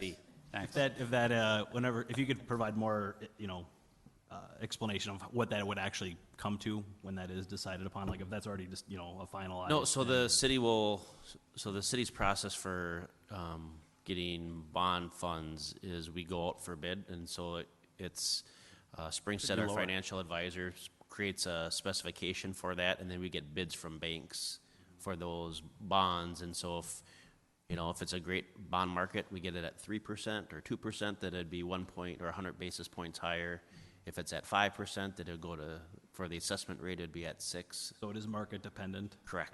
And that's August of 19? Correct. Okay. Okay, thank you. And then, again, just kind of coming back to the street width, living on Kirchy, it's, the traffic's not there to justify a wider street. Again, if we're going to be losing 2.5 feet on each side for a 32-foot proposed plus sidewalk, I think you guys should just please look at that again and take all the comments that have been made tonight. Are you comfortable as a spokesperson for Kirchy Hill? No. No, hold on. Not me. I was trying to totally put you on the spot. Yeah. Kirchy Hill, where Courtney lives, on the corner, which is the new part. Where I live is on the corner. Yep. Are you comfortable extending however wide Kirchy is there down past where the older part is? If it's narrower, it's narrower. If it's wider, it's wider. Are you comfortable with standardizing Kirchy Hill as one long road? Well, if we're going to assume it's 27 feet, do we, whatever I'm not going to speak for the street. I'm just speaking for myself. Well, you're saying don't widen the street. I'm just saying, are you comfortable with standardizing it? To keep it where it's at right now? No. To keep it so it matches the newer part of Kirchy Hill. What is that increase? I don't know. That's my point. I was telling these guys, I don't care if it's 62 or 12. Right. I just want it to be the same. Right. I guess, if you're talking about widening it for traffic or for parking, I mean, drive down that street any time of the day, they're very, very minimal. It does. I was going to let that go, but actually in the morning it's pretty busy, and so is it in the afternoon. When I go to work at 7 o'clock, I run into people. I don't run into people all the time, but so there's. That's good. So truly, in terms of what I'm asking for and what I want, I want it to be standardized. So where Dietrich hits the new part of Dietrich, and where Kirchy hits the new part of Kirchy, and I say new, it was 1994. I just want those to be standard in the same width. I don't care what they are. You're cool with that, Lee? Yeah. Okay. All right. Yeah. Well, and, hey, he's talking now. No, I mean, that's, it's a group decision, so. Got it. But that makes sense then, to keep uniform. All right. Cool. Thank you. Thank you. All right. Alan, did you get your questions answered? I want to give you the opportunity for the microphone. Yeah, sorry, guys. Just kidding, Al. Again, I'm Alan Obzinski, 1023 Sunny Ridge Drive. We had one more concern, and that's the, nobody parks on Sunny Ridge Drive. There's no reason to have signs or even regulate parking on one side of the road. I understand that you could probably make the argument, well, if there was an emergency vehicle had to come through and there were... So if you have a party, Alan, are you going to not have anybody park on the street? Would everybody has talk enough to your room? neighbors and say, hey, we're going to park in their driveway? We're all old people. Okay, all right. You're not going to be old for now. long. Actually, you will be old because no young people are going to buy there. Exactly. I got it. Yeah. All right. So anyway, that's the one last thing I wanted to say is it really doesn't seem like there needs to be a ban on parking on either side. Okay. But again, it's not up to me, of course. So, all right. Thank you. Thanks, Alan. Thank you. All right. Going once. Eric Rudolph. Dude, you got something.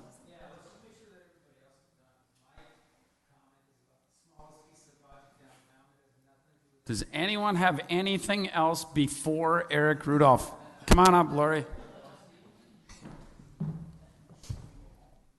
Hello, Honorable Mayor and Council.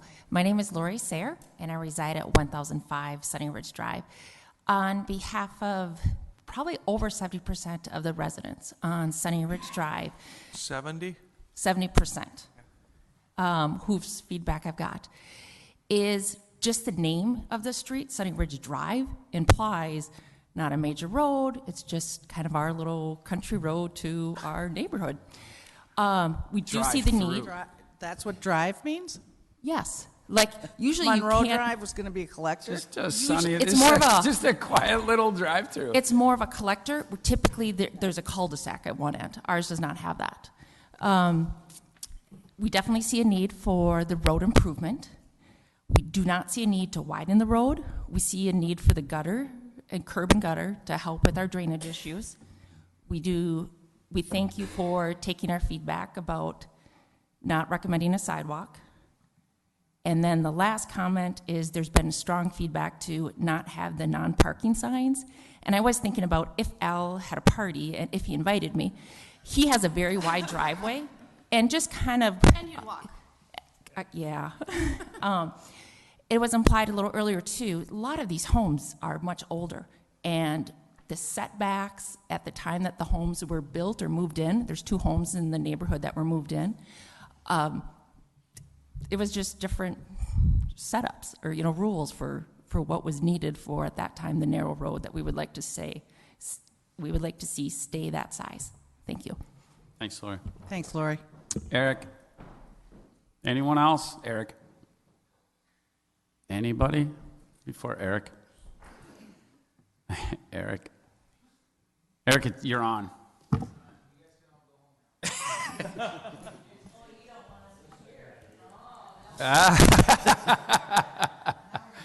Yeah. How you doing, Eric? Rudolph, 121 4th Street East, downtown, 4 houses up from Casey's on the left. For those who are Purple. doing the Beautiful, math, it's beautiful apple trees. So this is nothing major. Again, I feel bad even coming up after sitting through what some of these people have discussed because this is a very small part of the project. But I just want to throw a suggestion out there. So the piece of the project we're talking about is the alley behind my house, right? So the alley between my house and your house. And that alley, over the year, it's a unique alley, right? There are a lot of alleys downtown, but this is the one that connects downtown from getting the... So people get out without seeing the cops. From getting the H out of downtown, right? So it's a little bit of a runway already, right? It's not all that improved, but it's the alley that people take, like you said. When they park downtown, they have a few too many, and they want to sneak out of town. And after 15 years of living there, I've seen it enough times. Don't tell me it doesn't happen. It's there. It's the pizza delivery guy's shortcut when he doesn't want to stop at the 4-way downtown, right? And then the big one is the delivery guys, right? The guys that feed the liquor store, the guys that feed whatever the heck that bar's called at the end of the road. Legit 18-wheelers.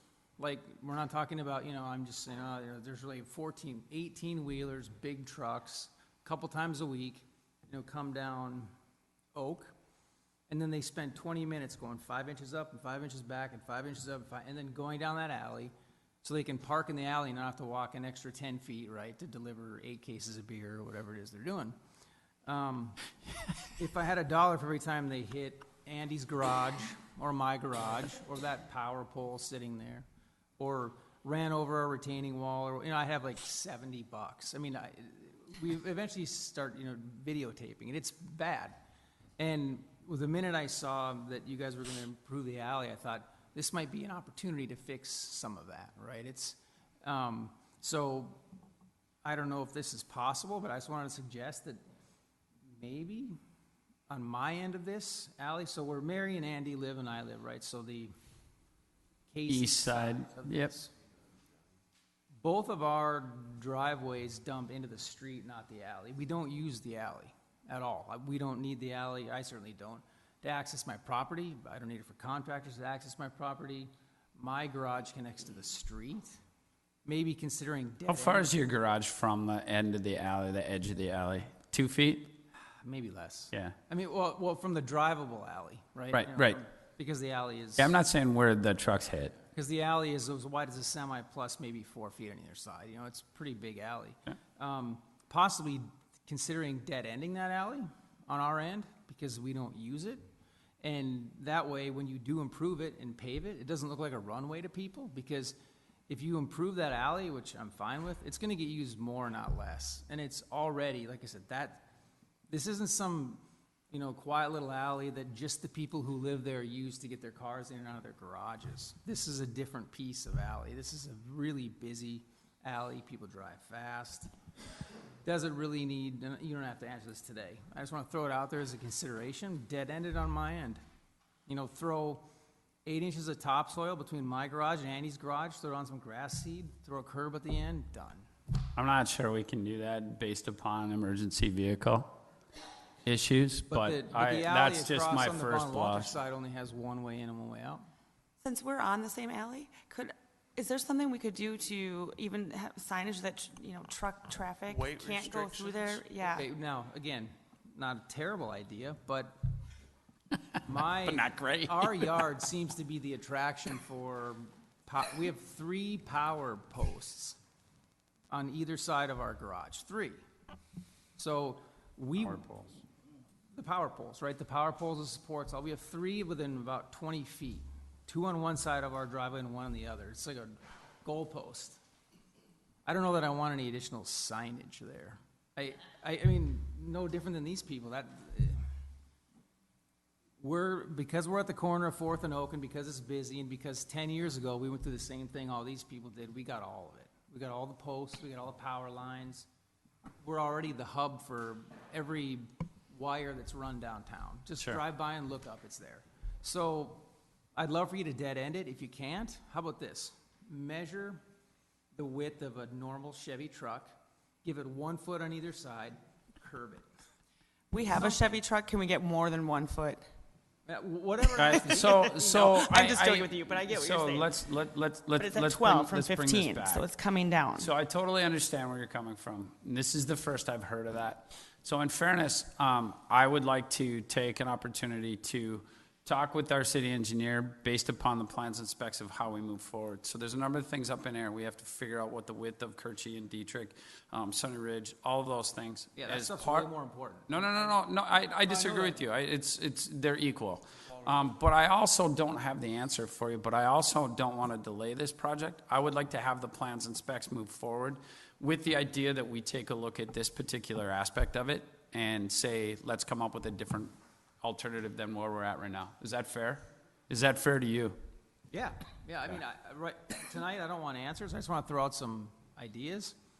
The 2 houses on that end of that block don't use the alley. Our garage, you know, somebody had the foresight way back in the day, I think ours was 1910, to move our garage up so it empties into the street and not the alley. You know, we got lucky, so did Andy and Mary. Everybody else needs it, I get that, you know, but it's a runway, it's an escape, it's an escape route, it's an 18-wheel trucking route. I've taken it. Fix it, yeah.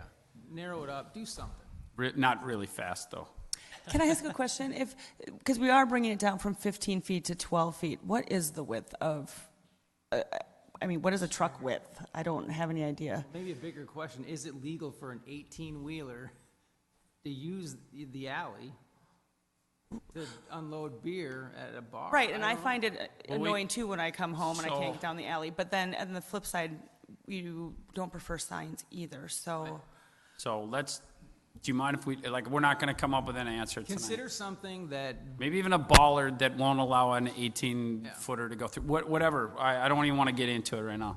But are you comfortable with the fact that we'll take a look at it? Yeah. We'll consult with you, because obviously there's only one person that's brought it forward, and we'll talk with you about it. yeah, whatever works. Okay. If you pave it, it's going to get used more. Let's figure out a way to control. This is an opportunity, right? Oh, outstanding. Outstanding. I'm not even a salesperson. No, you're good at it, though. All right, that's all I have. Thank Appreciate it. you. Thanks, Eric. Thanks, Eric. You guys take note of that, okay. So I'm going to open it up one more time. Certainly not to speak now or forever hold your peace, but for purposes of this meeting, I'm going to put it out one more time, and then we're going to make a motion to close the public hearing and talk amongst the council. Anyone? All right, I would entertain a motion to close the public hearing. So moved. I'll second. Motion by Councilmember Henry, seconded by Councilmember Monroe. There's a motion and a second. All in favor say aye. Aye. Any opposed? Motion carries. All right. We are to the discussion point. Anyone want to lead off? I'll start with a couple things. First of all, there seems to be a lot of discussion about sidewalks that many residents do not feel are necessary and feel will reduce the size of their yards. And so I'm just curious, do we really need these sidewalks? Yes. Yes. I think we do not. I 100% think that we do. And let me just explain why. We've talked about Sunny Ridge, and I understand why there. We've talked about Dietrich, which I don't agree with, but I can live with. We have a sidewalk going down past Courtney's house that dead ends that has consistently been planned to be there. We also have a downtown that is very difficult to get to by pedestrians. If we add that, we also talk a lot about in our comprehensive plan, in our parks plan, about having a connectivity between neighborhoods. I think you're going to do two things if you don't stay consistent with sidewalks in this particular area. Number one, it's going to be very difficult to get downtown, and new residents in this area are going to have a difficult time getting to downtown. More difficult than if they put in sidewalks.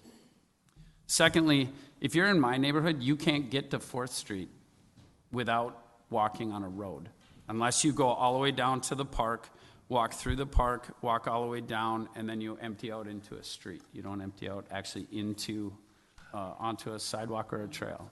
So What do you mean in your neighborhood? You have a sidewalk in front of your house, no? I do, but Yeah. it dead ends in front of Courtney's house. And there isn't one on High Street. There isn't one on High Street. So in order for me to not walk in a street with my children, I don't have kids, but you can have a 3-year-old in a stroller walking down the middle of the street. Courtney's nephew the other day was shoveling the street because there wasn't a sidewalk. So I think it's. I mean, I think on busy streets, I understand why we need sidewalks. On less busy streets, I really don't understand it, but. Cindy, could I comment on what you had to say? A number of years ago, we looked at continuing the community park trail because that corner on High Street and 4th Street is actually owned by the city. It's city property there. And we did not, as staff and council at the time, did not move forward with that because we did not want to dump pedestrian traffic into an uncontrolled intersection, which was the original proposal on here. I can't remember which color it is now, if it's the blue or the red. I believe it's the red. So if we were to carry the one down Kershey and then right out Dietrich, that would dump right into 4th Street, which is something that was deemed a number of years earlier that is not ideal for foot traffic. Then with the new proposal now where it goes down and meets 4th Street, I also don't find that it's very equitable to say these other couple of houses here just get lumped in. And I know that Brent is saying, well, generally the sidewalk cost is going to be rolled into the 78%. That adds an additional $40,000, if I remember your estimation, that adds to the project by connecting down to the one in front of Lisa Lorraine's house. Was that a project cost or was that a direct city cost for the sidewalk? It's a direct city cost. Which gets spread out because the city money comes from the residents. Yeah. So I'm not in favor of that either because now we're adding additional costs to the 78% of the residents who are putting in. I also, for those who live on Kershey, if you have seen me, I'm sorry, casing your neighborhood and driving through there very slowly, I've been looking at your front yards. And when we look at, now we have talked about possibly keeping that road a little bit more narrow, but you're still talking about that boulevard, then the sidewalk, and that is getting really close to people's homes. They just weren't built that way in the years that they were built. They were not set up for that. And I mean, when I was driving through there my last time today, I was putting these, feet through and the trees are coming out and it's really close. I am not in favor of the sidewalks in this project.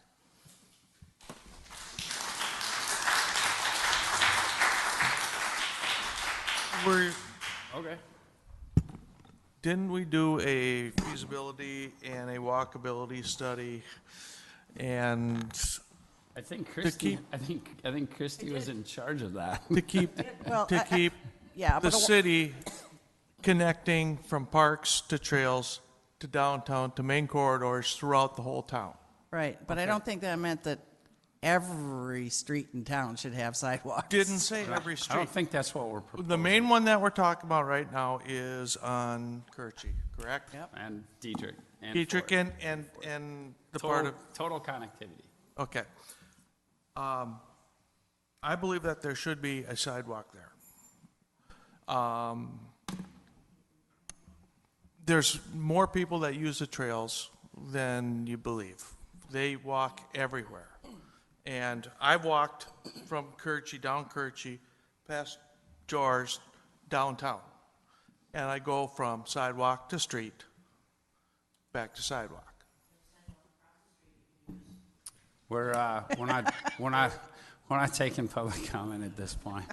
But thanks, Teresa. Which to answer your comment, then you have to cross the street, but we understand. Don't do that again. But in order to keep things consistent, it's not that, Standardized, huh? Yeah.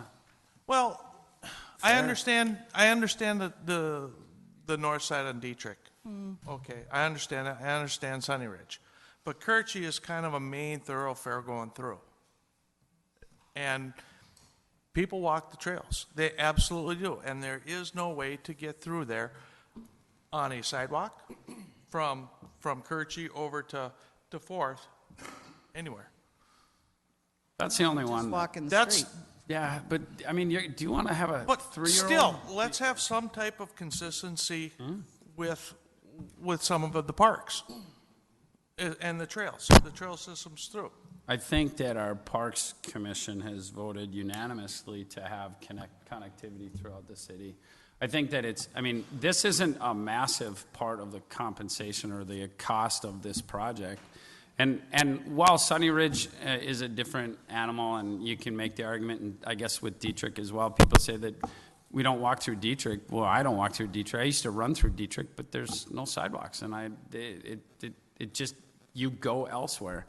I think if we're staying true to what we're trying to do as a council and what we've talked about for a long, long time in terms of trails and connectivity, one of the big things that we've talked about is between the bluffs and connectivity to downtown. Downtown's going to disappear if you don't make it easy to get to, other than City Hall. So I can't vote for this without sidewalks on Kirchy Hill.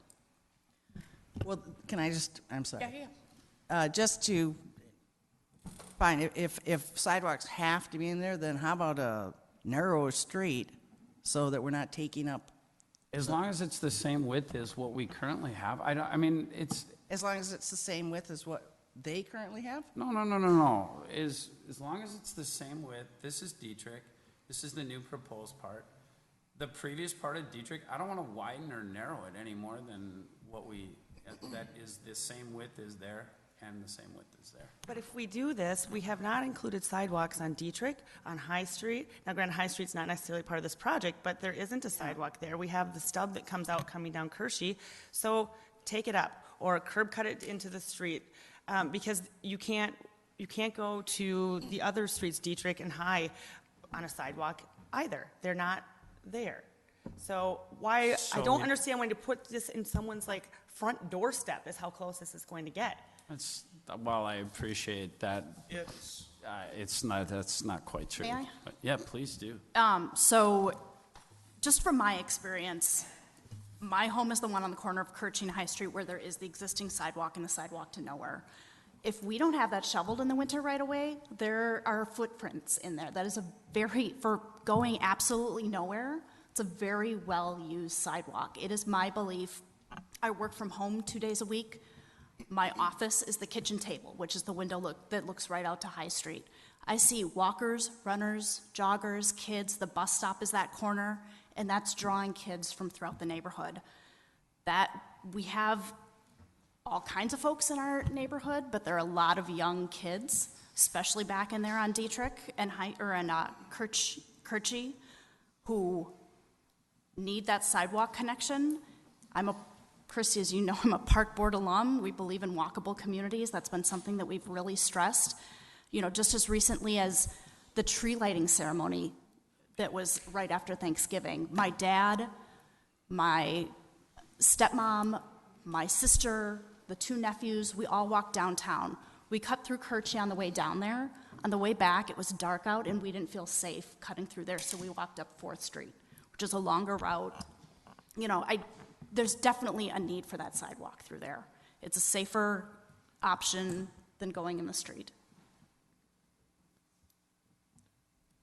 Does anything stop us from narrowing the boulevard No. to have the least intrusive sidewalks on the citizens? Other than consistency with 4th Street or any other, I mean, on 6th Street, the sidewalk is right on 6th Street. We don't have a boulevard on that one. How safe do you That's feel a on trail. that puppy? Anyway, yeah.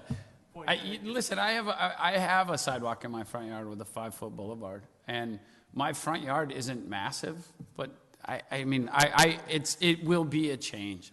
I get that it will be a change, but I mean, it's a sidewalk. It's not going to be in anybody's front porch. I mean, I think the closest that it's going to be is probably 25 to 30 feet from somebody's home. And whether there's differences in that or not, we're either committed to a connectivity in our community or we're not. We've talked about this at a design Carver level. We've talked about this at a comprehensive plan level. We've talked about it at a Parks Commission level, and we've talked about it at a Planning Commission level. And I know that it's unfortunate, it's a pain in the keister, but the reality is that for connectivity in our community, I cannot move forward on this project without sidewalks on Kirchy Hill moving down to connect in front of St. Nicholas. Okay, it looks like that would be a 3-2, so let's move on to the next issue. Well, our next issue then, I don't know that we have a next issue. Well, the issue of Elm Drive, whether to make it. I think these are all together. If we have It's one one. that doesn't make it, we don't have any. What? That's it. Go ahead. If we don't have one, what? I'm for a trail on Elm Drive. Yeah, so am I. Okay, there's I'm two. just, I think we need to. If we're going to get to a point where we're going to. Are we going to break this down by each section? No, we're not going to break it down by okay. each section, All but right. we have to give them plans for specs. Yeah. and Absolutely. plans. And if that includes a sidewalk or not, I don't know how you move forward with plans of, hey, 3 to 2, we're not in this. Or does that mean that there are no sidewalks if it's 3 to 2? No, what I was saying is that it looks like Christy and I, who think it would be okay without the sidewalks, are not going to get that you three would want sidewalks, so sidewalks are in. No, I disagree because it's got to be 4/5. No, that's for the total plan. Okay, all right. Okay? I got you. I see where you're going. I'm picking up what you're laying down right now. I mean, we need to give staff a direction. I got you. You're right. You're Okay. absolutely right. All right. So, the, no one-way on Elm Drive, are any of us in agreement with that? I mean, I think it has to be some sort of. Trail is preferable. Yeah, I mean, Trail's trail. Trail's Preferable. preferable, I think, Right. is unanimous. Yep. Is anybody not for the trail? Rich, my brother. Except for that shirt. Sorry, Rich. No, I think that one is, and just so that I'm, The hammerhead, it's, right? it's, The hammerhead, right? I think, but after you saw that other one, that we're gonna stay within the right-of-way of the city, it's gonna not infringe on your property for the trail. And you will, and you'll move right along. Cool, all right. You guys taking notes, right? Yep, and then on I'm Sunny. sorry, we just agreed on the hammerhead? No, for- we agreed on the trail. Just the trail. Unless you have another. Okay, no, I just wasn't clear. I want to make sure we talk about Sunny Ridge width. We are talking about Sunny Ridge width right now. And that it's, go ahead, whoever else has comments. Sunny Ridge has to have parking. We can't have streets in our city that doesn't allow parking. So whatever width we need to have Was it parking on something I one said? side, So we gotta have parking. I would be in favor of just keeping things We're not consistent. we're not So- actually taking any more public comment. I appreciate it, though. Courtney, I'm sorry. So, yeah, I feel like we need to keep things consistent. There's Sunny Ridge that goes up the hill.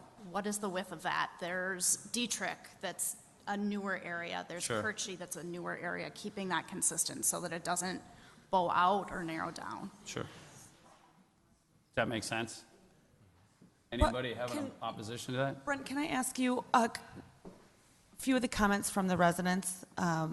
Their questions were or comments were, they wanted the width to stay the same on Sunny Ridge, or they were looking, do you have some of that in your notes there? Yeah, so We heard a lot of comment tonight, so I want to make Right. sure I have it right.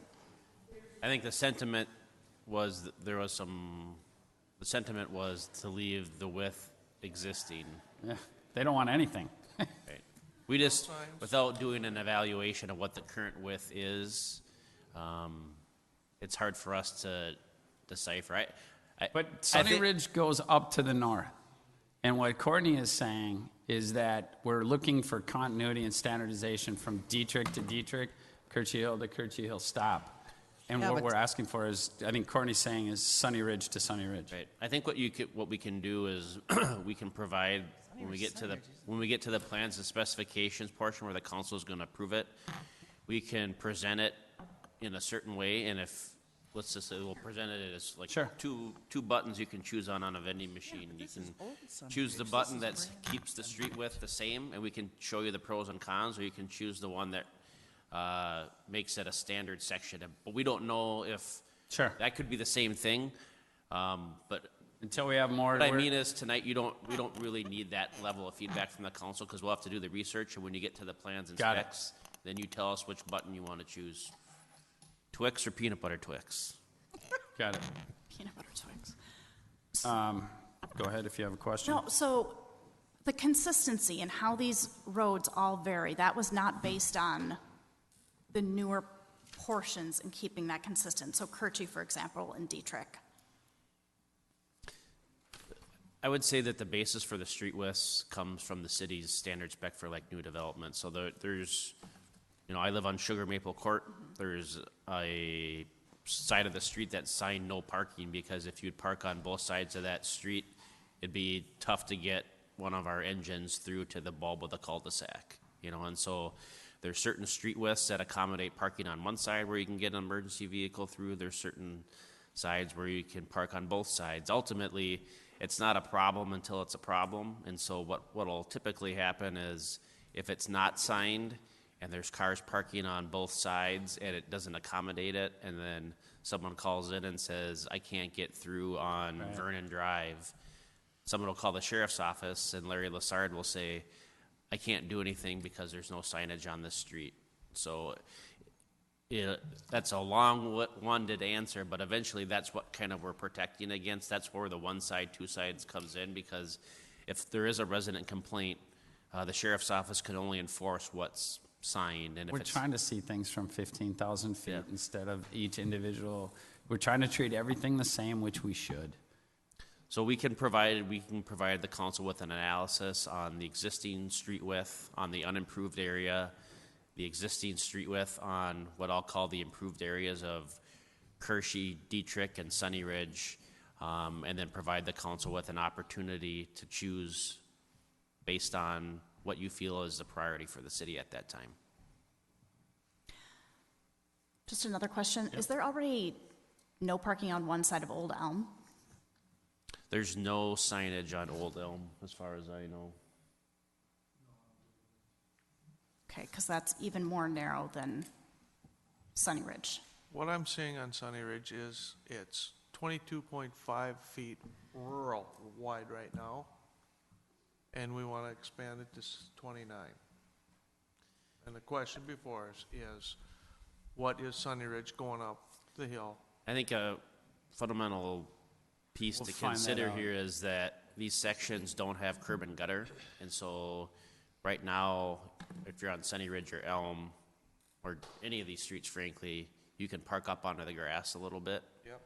And if you're gonna have a high back curb like Dan is suggesting, that's gonna limit your opportunity to park off the road, and so another thing to contemplate. And again, we can do that analysis, come back to you, and then you can provide us with that direction. We've done this a long time, and the reality is that people don't want to pay for a road. I get that. But people don't want a narrow road either where you can't have family over. We've talked about this forever. So, so what do you need in terms of what we have in front of us to adopt a resolution feasibility report for the 2019? What clarification do you need us to have a 4/5 agreement on? So we don't need, so the clarification points that you talked related to sidewalks on Kirchy, the trail option on Elm, and the street widths are all what I'd call staff feedback. They're not, so that's some pieces that we'll consider in the development of the plans and specifications.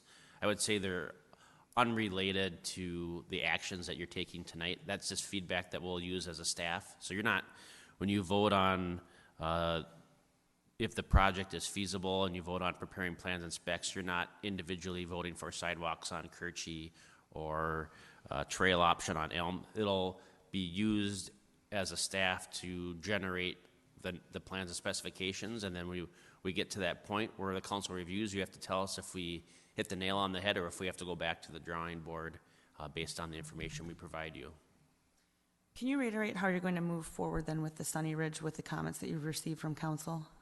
On What did Sunny you just Ridge? say? We're moving forward. couldn't hear you. Any Oh, I asked him if he could reiterate what they took down as for guidance on Sunny Ridge Drive, and when we're talking about widths and things like But that. I'm lumping Sunny Ridge, Dietrich, and Kirchy all into one where we're going to do an analysis of the existing street width on what I'd call the unimproved section. What the So street we're width- just saying move forward. That's what the all we're street saying. width- Can I have? what the street width is on the new section, and then we'll provide some data as it relates to recommended parking widths for allowing parking, the movement of emergency vehicles and such, and then we'll present that in the plans and specifications as a kind of a segregated topic and Okay. allow the council to noodle on it and then provide us with the direction when you adopt the final plans and specs. Thank you. So we have been talking about a lot tonight that is just input for the next meeting. That's fair to say. Okay, good. Then we could have made this resolution about an hour ago. But, all right, so I'd entertain a motion to adopt, actually, I'll make a motion to adopt resolution 17218, receiving feasibility report for the 2019 infrastructure improvement project. Did we close public hearing? Yes. Yes, Okay. I will second that. There's a motion and a second. Any further comments, discussion? Who made the motion? I did. Okay. All in favor, say aye. Aye. Motion carries. I'd entertain a motion on the next one.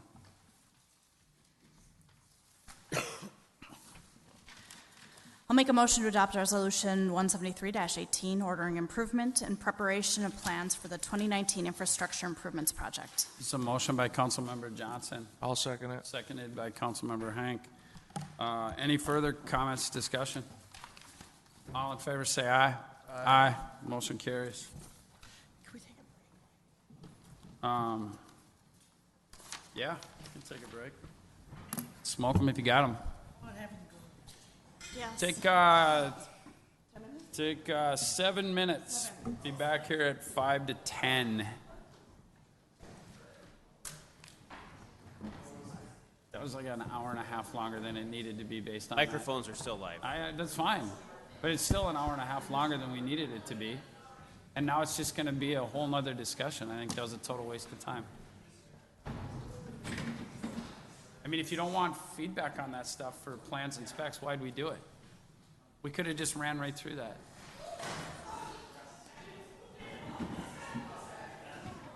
Yeah, you're not gonna get sidewalks.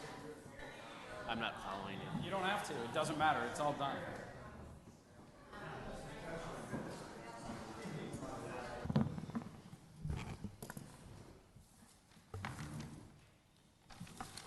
Thank you, Mayor and Council. So tonight is the city's annual Truth and Taxation meeting. So what is Truth and Taxation?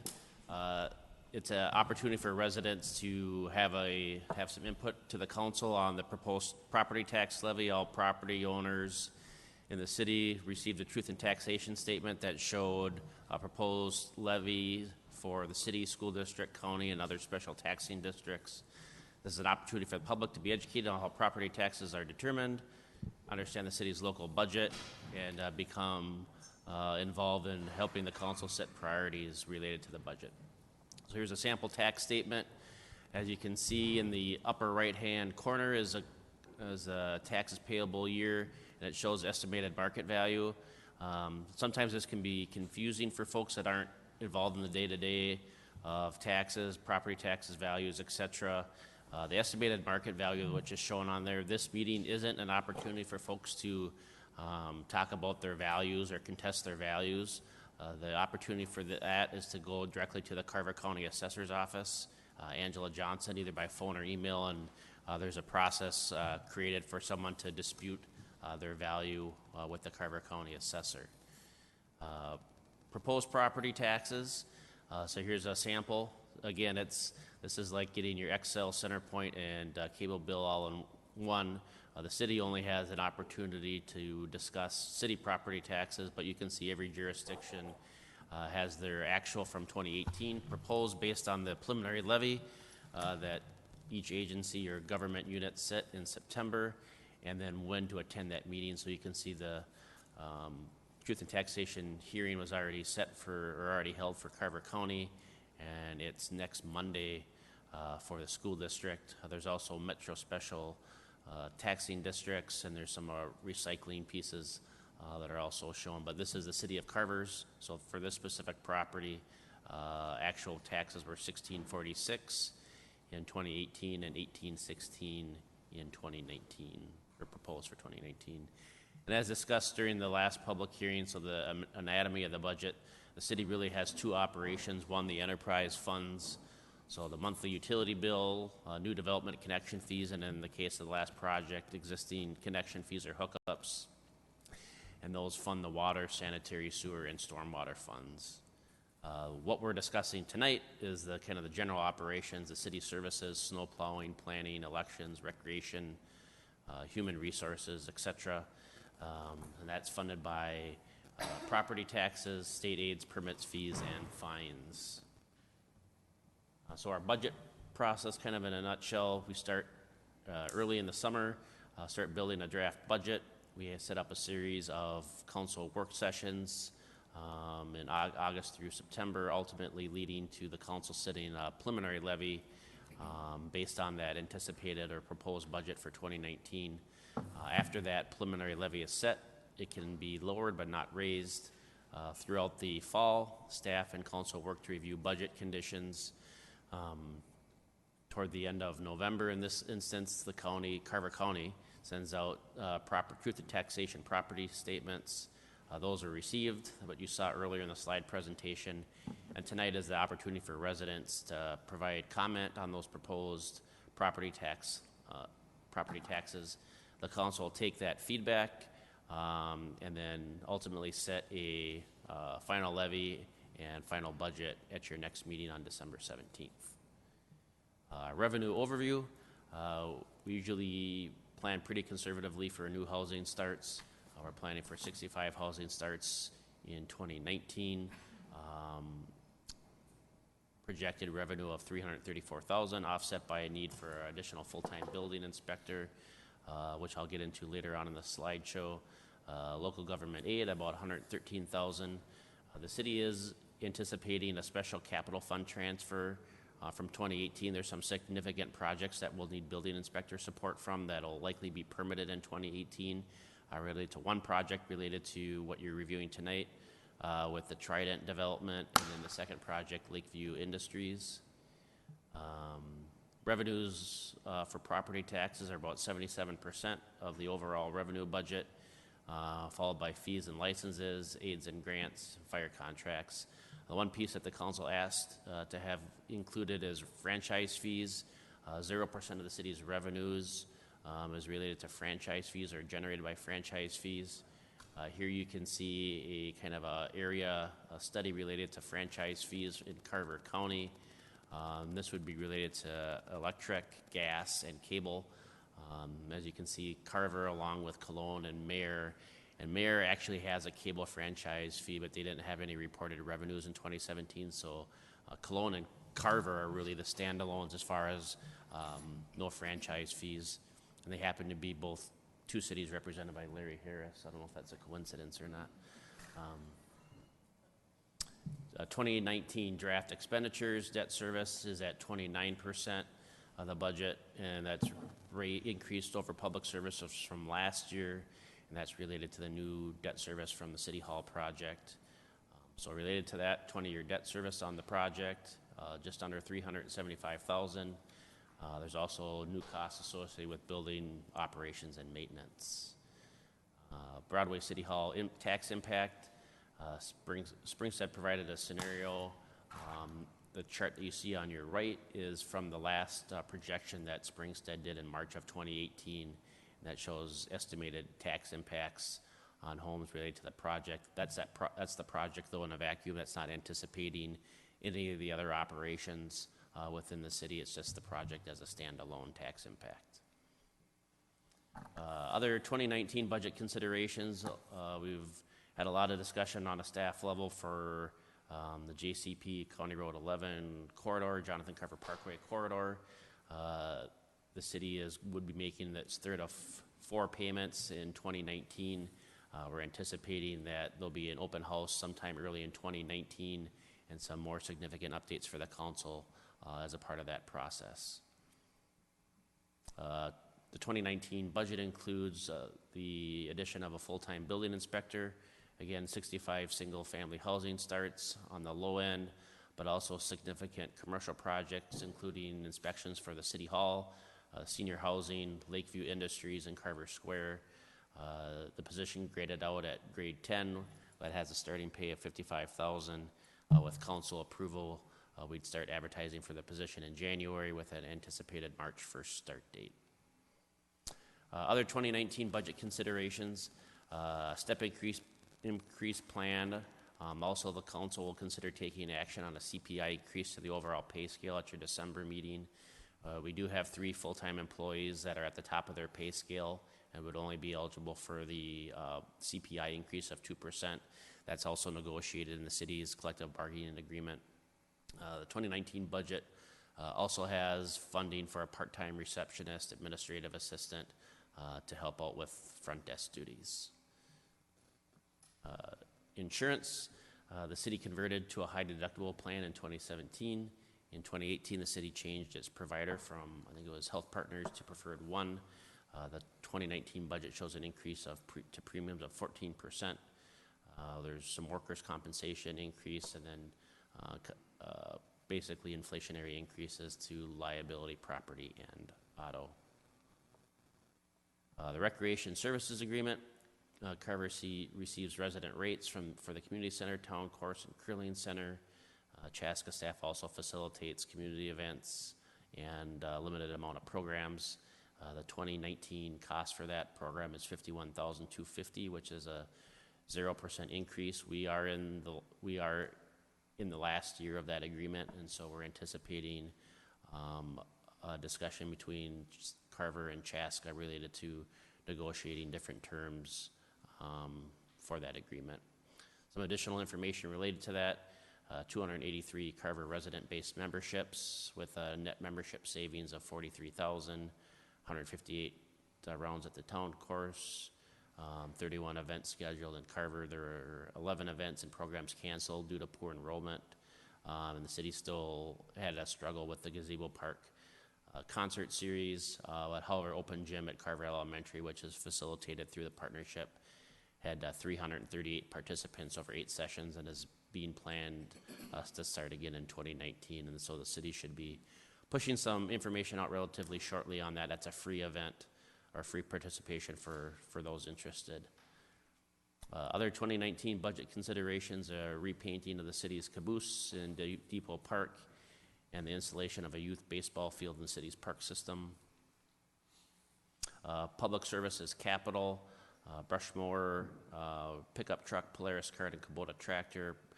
Brian's on hand if the council or anybody else would like to discuss different pieces as part of the city's regular capital services, or excuse me, capital improvement program. Fire department considerations. The 2019 budget proposes an increase in training and on-call pay from $11.50 to $12 an hour. Increases a stipend for the fire marshal from $1,500 to $5,000. It's primarily due to the fire marshal has really taken a significant role due to plan review, and is doing, frankly, an excellent job. As the council knows, we're going to be recognizing Ryan Gill at the next council meeting as one of the employees of the year in 2018. The 2019 budget, and I should say Ryan is the city's current fire marshal. The 2019 budget proposes an increase to the fire department's pension contribution from $22.07 to $23.07 per year of service. There's also a reduction in the planned capital from $17,000 to $0 contribution in consideration of the proposed engine that the council will be considering in 2019. That's roughly about $600,000. The 2019 law enforcement package follows kind of the same model, 40 hours a week of town cop coverage. We're working on opportunities for the council to meet the new deputy. Larry Lessard is going back out to general patrol, and the city will have Deputy Kate Sandberg starting in January, so we'll create opportunities for the council to meet her.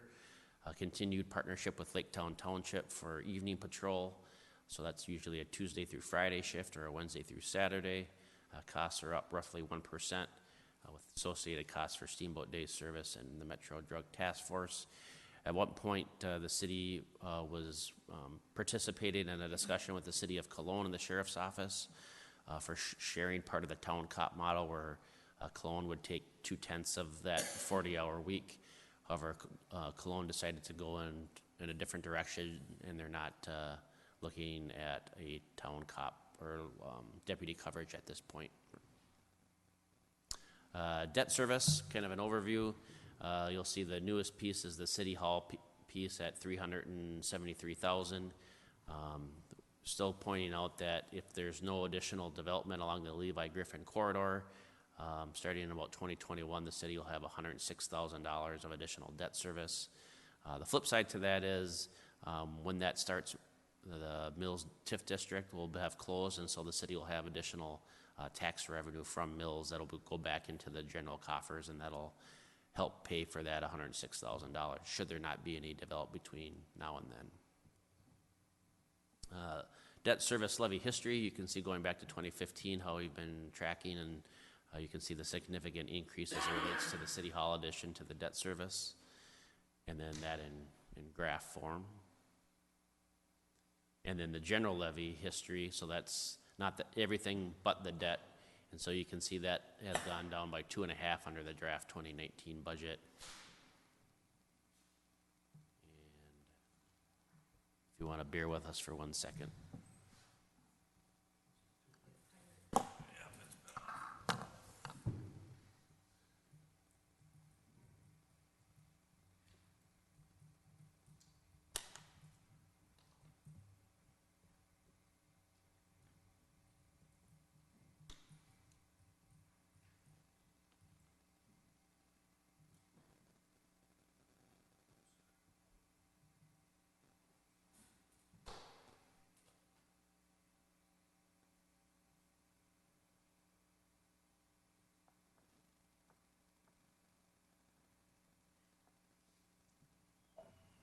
Thank you. That in graph form. Total levy history, so now this is a combination of the general levy and the debt service levy. You can see it's a 14.5% increase. But just alone, adding the City Hall debt service payment, if you took no other action but just added that debt service payment onto the 2018 levy, you'd have a 15.8% increase over the final levy adopted for 2018.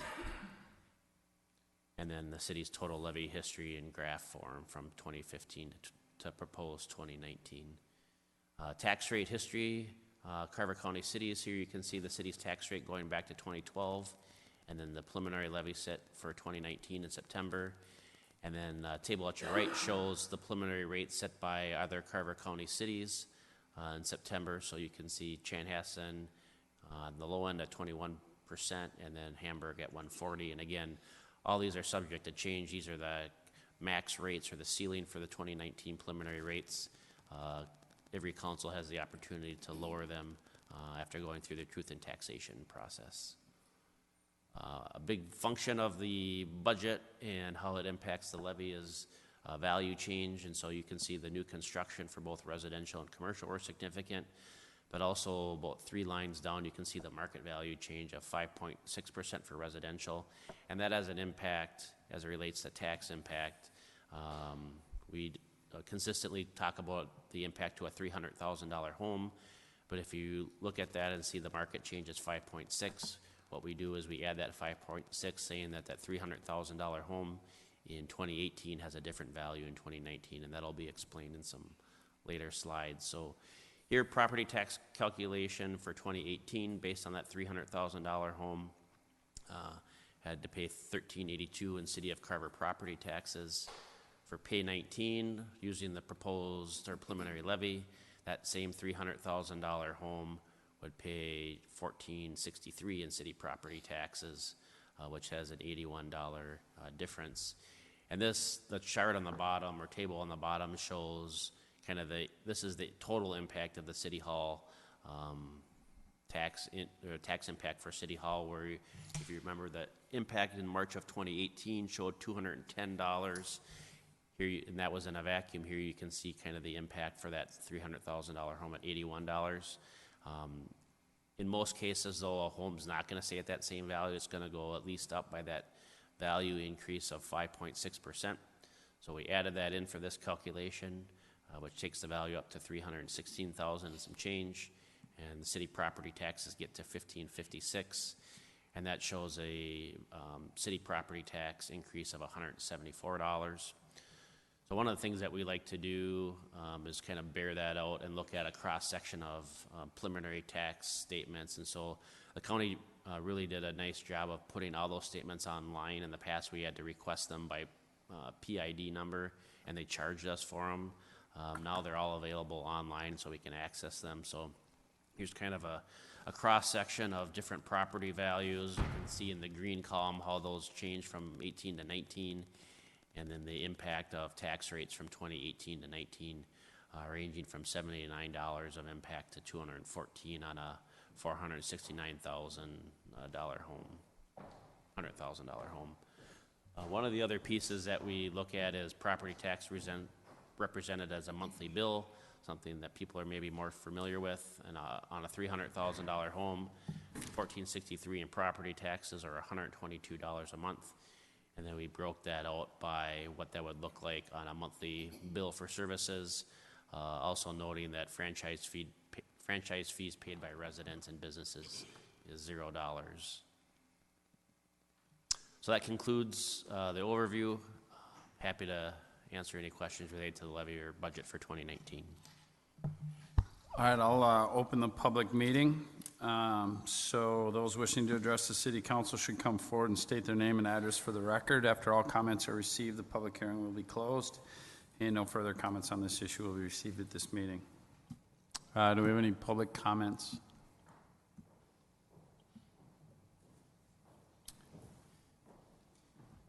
Then I would entertain a motion to close the public hearing. I'll make a motion to close the public hearing. Motion by Councilmember Mock. I'll second. Seconded by Johnson. All in favor, say aye. Aye. Aye. Motion carries. Could I get a motion on the consent agenda? I'll make a motion to approve the consent agenda. A motion by Councilmember Monroe. Second. Seconded by Councilmember Henry. All in favor, say aye. Aye. Aye. Motion carries. We have no unfinished business. Brian, thanks for your patience, my friend. Come on up. Vicky Sanzeiden. Liquor license application, Mr. Chillman. I understand.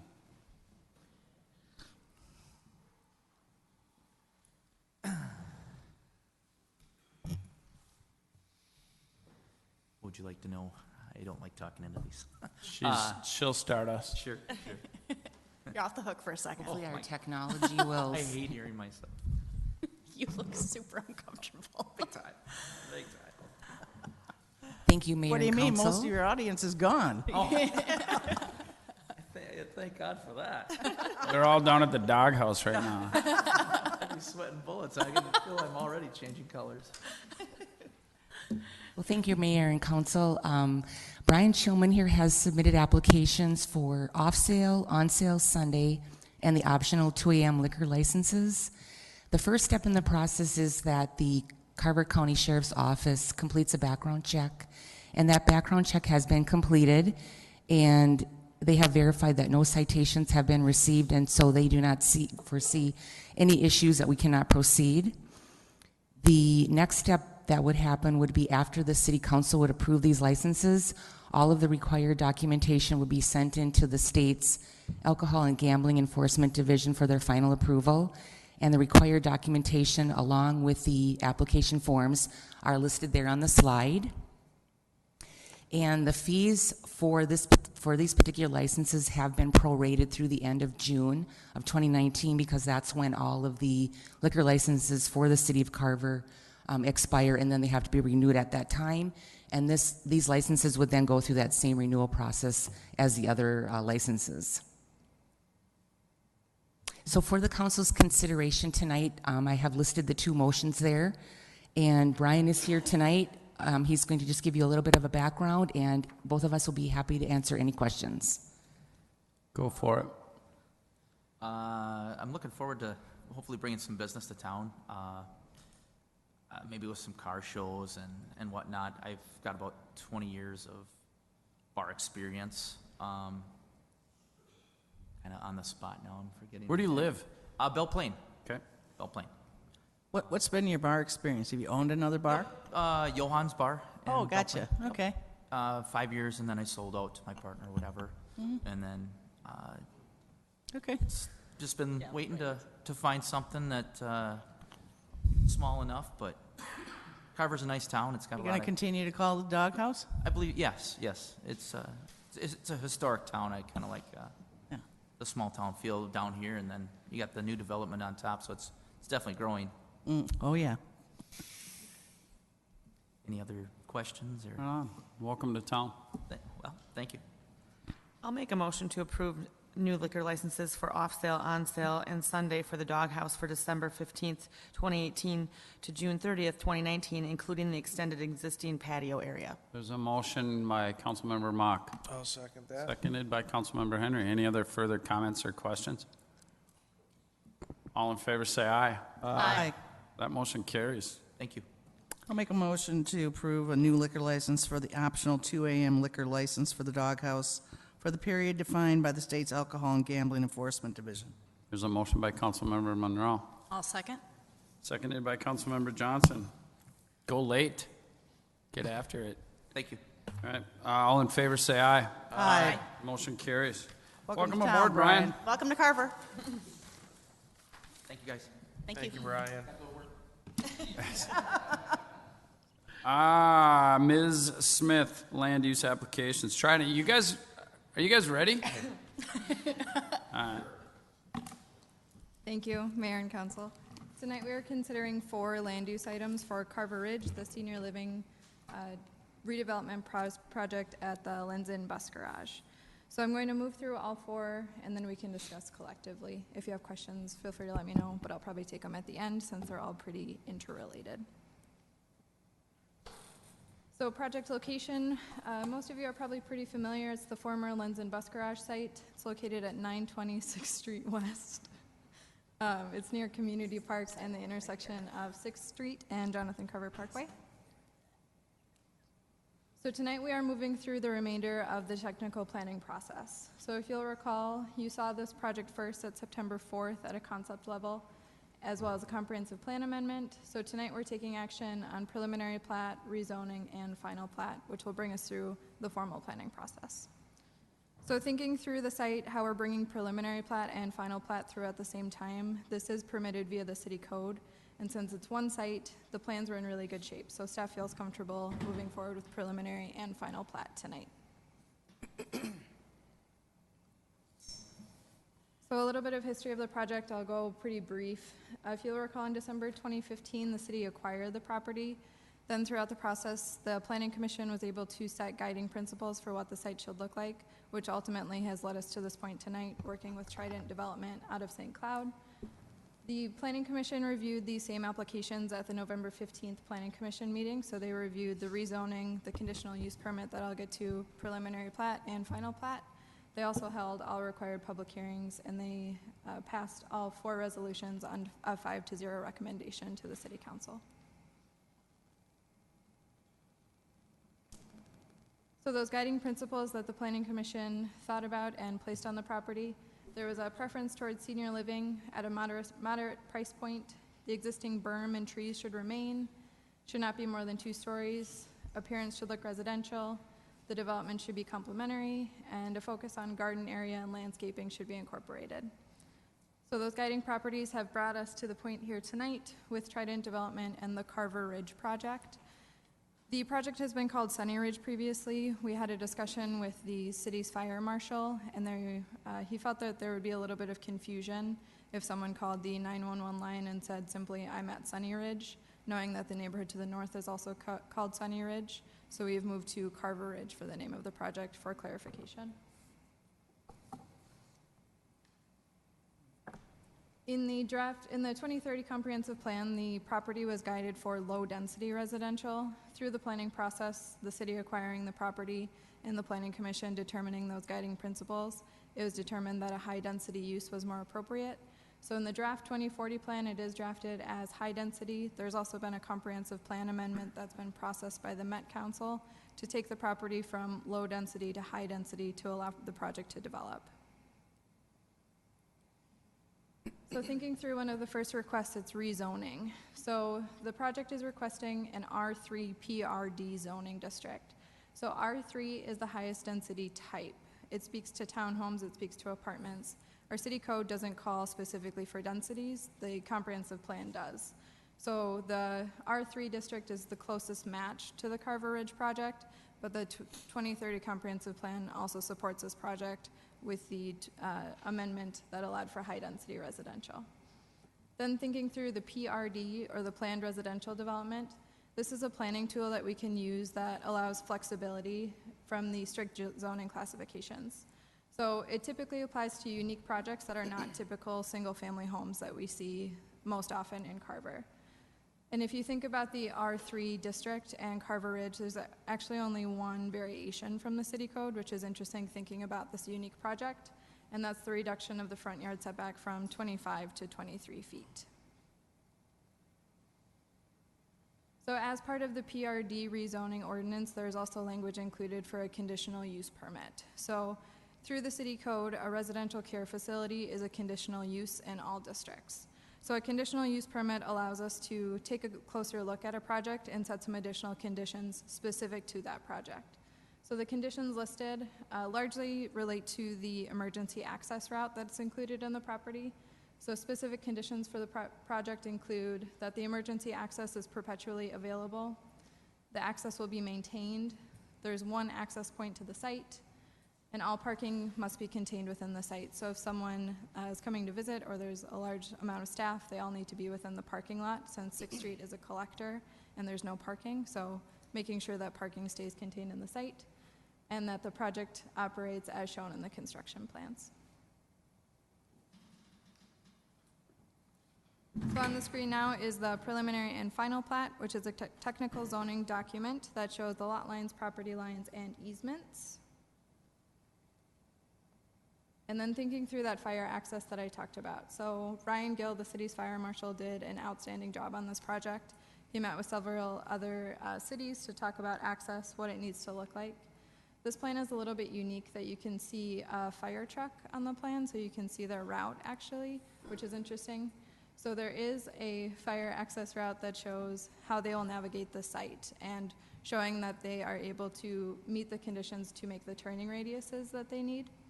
So on this site, you will see to the far west, there is a fire access route. So that route does not go all the way around the building, but does include a hammerhead that would allow emergency services to get to a majority of the back of the building. It's not anticipated that the project would need to use that emergency access ever.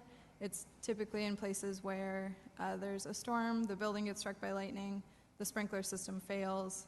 All of those would need to happen for that fire access route to be used. Do you have a question about that? Do you want me to? Just chatting. Okay. No, she explained it perfectly to me. Good. If I needed you, I would have asked. Sorry. I'm sorry. So thinking about what that does for the neighboring property owners and thinking about those guiding principles that were important, There was a lot of information that the berm should remain intact and landscaping is important. So I've had several conversations with people who live essentially south of this project, talking through what it will do to their property. So on the screen right now is an aerial of the site with the grading plan overlaid on top. So it shows where that hammerhead access will be. I had a discussion with our engineering staff today thinking about creating a visual of what it would be like to stand on Kirchy Hill Drive and look to the project and what difference it would make. And there's not going to be a difference. So the fire access route is going to be cut into the berm. There's going to be an 8-foot retaining wall and then a 9-foot retaining wall on the sides. So from Kirchy Hills, there's not going to be a change. It'll all be interior to the site. Also on top of that retaining wall, there will be a privacy fence, and I worked with the development team today about some additional landscaping being added to that hammerhead, since there will be removal of some trees to make sure it stays consistent, that people on the other side continue to have their privacy with limited restriction on their view. So thinking about walkability for the site and the type of residents that might be living there. So the fire access route does play into a larger trail system that's on site. So the red dotted lines show a proposed sidewalk and trail configuration on the property. The green is existing trail along 6th Street, which is the collector. So this will link in well to Community Park and also downtown, should residents choose to use it, or visitors to the site. Something else to note is on the east property side, there's also a garden area that includes a pergola with landscaping. So there is that outdoor component that we were looking for with some of the landscaping requirements. So thinking about that landscaping plan, Trident has given us a pretty robust amount of plantings, both along the foundation of the project as well as throughout the parking lot. So it's a mix both of shrubs and perennials. So you'll see the site has a lot of opportunity for mature growth of plants. This plan shows the overstory trees. So thinking about the existing evergreens that are on the perimeter of the site, there also will be the addition of several overstory trees, primarily near the entrances, but also near the ponds to give it a more residential feel. We had a couple questions related to lighting, both from the council as well as surrounding property owners, thinking about light pollution, safety for the site specifically. So there are poles that are within the parking lot, and we have asked the developer to use the lights that are on Levi Griffin Road in the park and ride, which primarily point down. There's also a pretty technical lighting spec that was given to the city, and it's not anticipated that light pollution will impact property owners either on the south or north. Yeah. Okay, so when we had talked about this last time, I had asked for a little bit more decorative type of lighting. Can you explain what this lighting exactly looks like? I can't picture it. Yeah. It's not Cobra Head, though. No, it's the... The same as that. She emailed it today. Yeah. It's the shepherd's hut. She sent an email today with a picture. Oh, It's I a guess I didn't shepherd's see the hook with email a you sent today. larger bulb on the bottom. So it's on Levi Griffin. It's proposed to be on Monroe. It's in the park and ride. So it's a more decorative light than the Cobra. Oh, okay, thank you. Yeah, no problem. Sorry, I didn't see your email you sent us That's okay. today. So back to the project specific. So tonight we're considering the rezoning request to R3 PRD with a conditional use permit, preliminary plat, and final plat to allow development of Carver Ridge proposed by Trident Development out of St. Cloud. I'll open it up for questions, and then I have a screen for proposed motions to help you out when we're ready. Any questions? I'm sensing no.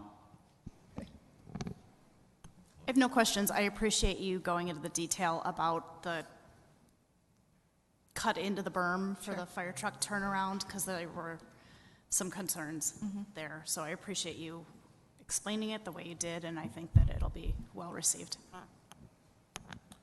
I'll make a motion to adopt ordinance 17-218 rezoning property from agriculture to an R3 with a planned residential development overlay and conditional use permit. It's a motion by Councilmember Hank. I'll second. Seconded by Councilmember Mock. Any further discussion? All in favor, say aye. Aye. Motion carries. I'll make a motion to adopt resolution 170-18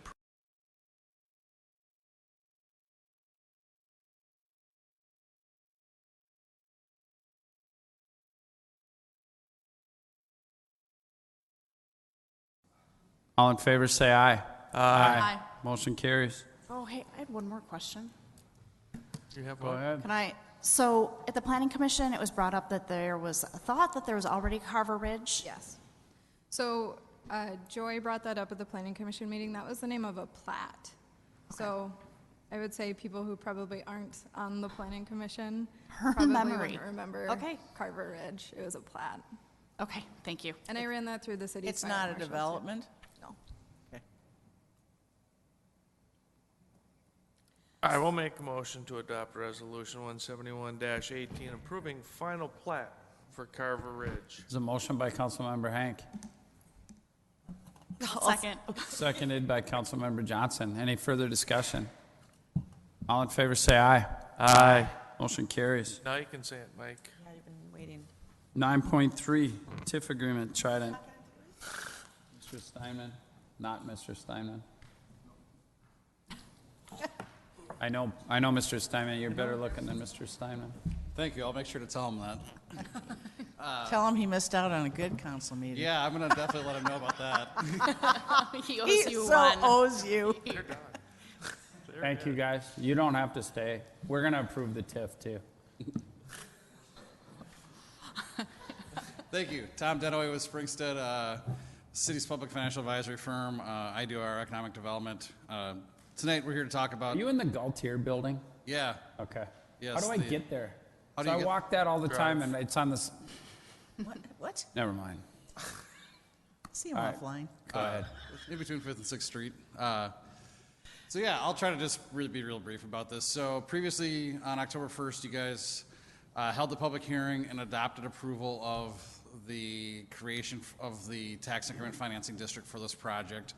That tax increment financing plan that was approved gave you authority to enter into future obligations. The action in front of you tonight is would be the action on executing a development agreement that would provide an obligation for the city on a pay-as-you-go basis. So I think everybody's familiar with the project, the site. I'm just going to jump right to the main highlights of the development agreement and the main deal points. So it's an agreement drafted between the city and Carver ALF Partners LLC. So the development agreement contemplates providing the developer with reimbursement in the amount of $2,331,300 in TIF-eligible site improvements and infrastructure, as well as contamination cleanup and other TIF-eligible expenses, and that would be on a pay-as-you-go basis. So the payment of that obligation would only come from increment that was generated by the project. So approximately 90% of the captured increment would be used to pay that. The city would retain 10% administrative retainage. The city would have no obligation to satisfy any shortfall in the event that the TIF revenue is less than projected or that amount was not completely paid off at the end of the term. The developer would also receive reimbursement at an interest rate of 4% annually on the incurring of those costs prior to the repayment. And most importantly, the reimbursement has been limited to a shorter period than the maximum statutory term of the TIF district.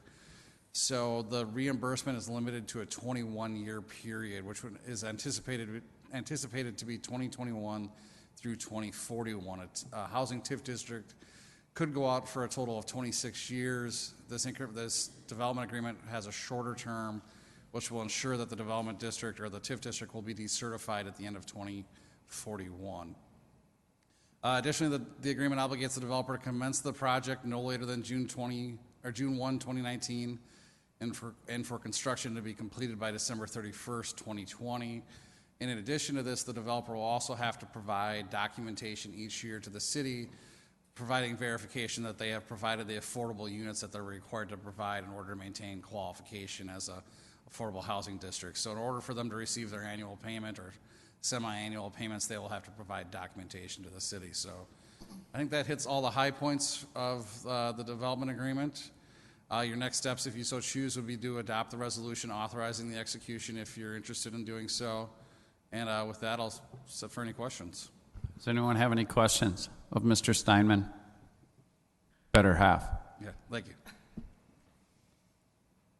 Why was the term shortened to 21 years instead of 25?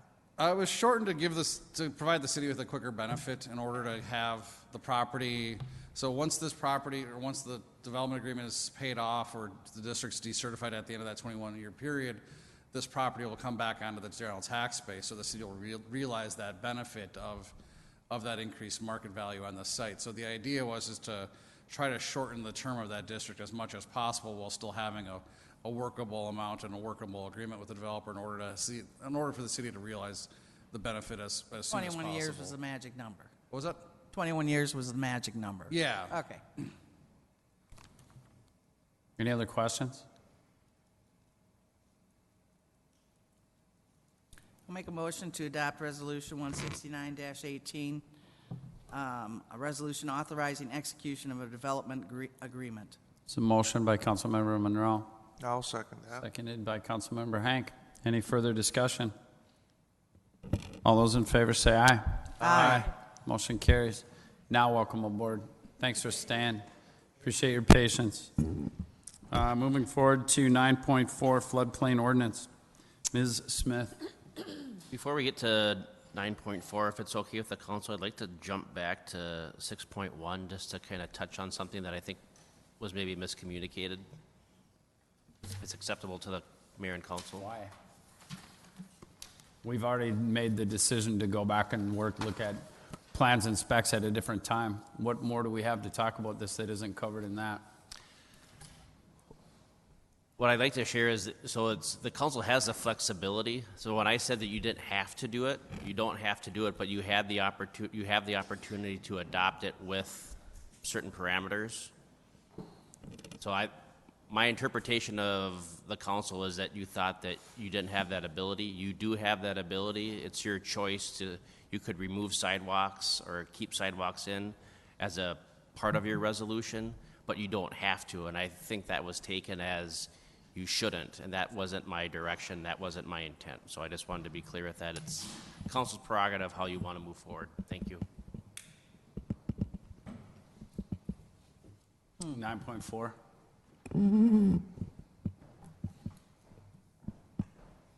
Unless anyone has a stronger feeling, but 9.4.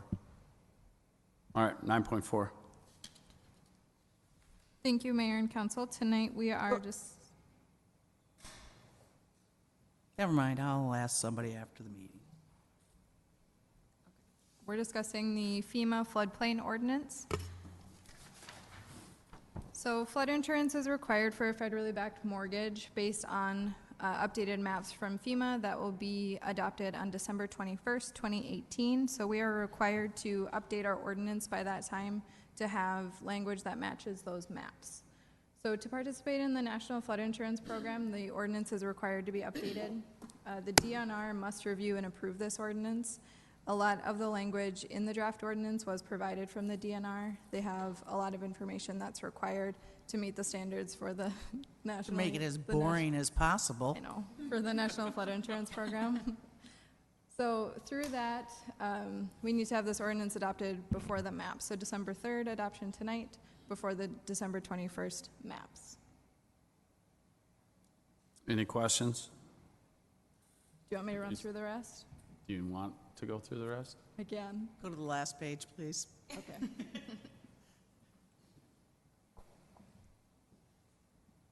There we go. I'll make a motion to approve ordinance 16-2018, amending the floodplain ordinance into the city code. There's a motion by Councilmember Johnson, I will second that. seconded by Councilmember Monroe. Any further discussion? All in favor say aye. Aye. Motion carries. We're Sorry, now. Aaron. What's that? Sorry, Aaron.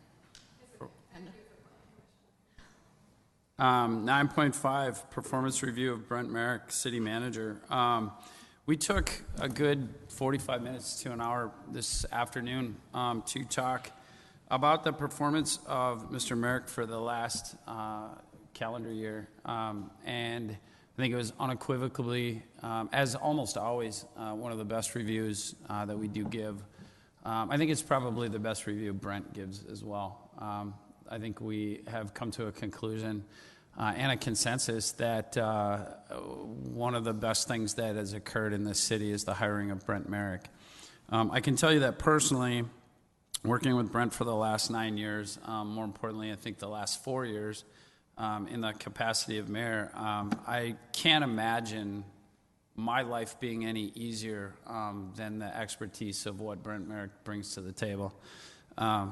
He protects me in meetings. He makes me prepared for meetings. He doesn't let people step on our toes as a city. And I am walking away from 20 years of service to this city with the full capacity of fulfillment that Brent will take this city. Whatever anyone up here needs or can conceive of, Ms. Sayer as well, please rely on Brent because he's that good. I think we had a consensus amongst, well, it wasn't a consensus. Glenn and I both stated that in our experience, Brent's the best city manager in the state, and I would concur with that, and I would hold true to that statement. I think across the board, majority of 5s for what Brent brings to the table, and I don't think there's anybody better, and I think I'm speaking as a council, leading this city forward for at least the next 4 years. Does that sum it up? Pretty much. All right. For the next 4 years? I don't know. I think he's going to be around 4 years. That's not actually. I was really, hoping it that's would be not actually longer than funny. that, but There's nothing funny about joking about terminating somebody's employment. But we'd move on to communications. Councilmember Monroe. I would like to reiterate what you've just said about Mr. Merrick. It has been my distinct pleasure to work with you.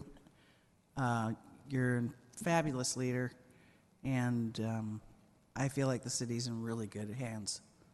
Thank you. That's all I got, man. Johnson? I reiterate everybody's comments about Brent being terrific, so congratulations on a great review. Mock? I guess I'll go with the same. And then also I wanted to thank the fire department and the Lions Club for putting on the Carver Village Christmas last Saturday up at the fire station. So we appreciate the use of that building and the time and energy it takes for city staff, fire department, and the Lions to take care of that. So thank you. Hank? You did a remarkable job summarizing Brent's employment. He's stellar at his job, and he keeps the city in good hands, and it makes our lives really simple. Other than that, we don't have a Parks Commission meeting this month, so that's all I got. I would just have that our fire department, the fire relief, Brent and I actually sat in on a fire relief meeting, had the potential to be one of the most contentious meetings I've ever been a part of, and I think this kind of boils back to Brent's review as well. I think the relationship between the fire relief and what Brent has done in the last 4 years as I've been mayor, and I'm taking zero credit for this, the relationship between the city and the fire department has grown to the point where being witness to the meeting that we had the other night was actually one of the most enjoyable things I've done in my 20 years here. The growth, the maturity of the fire department and walking through, and almost everybody in that room looked to Brent for guidance. It was amazing. And so kudos to you and kudos to that relationship with the department. Aaron, Dan, Larry, Brian, Vicky, Brentley, I'd entertain a motion to adjourn. So moved. There's a motion by Councilmember Henry. Second. Seconded by Councilmember Mock. All in favor say aye. Aye. Aye. Motion carries. Thank you.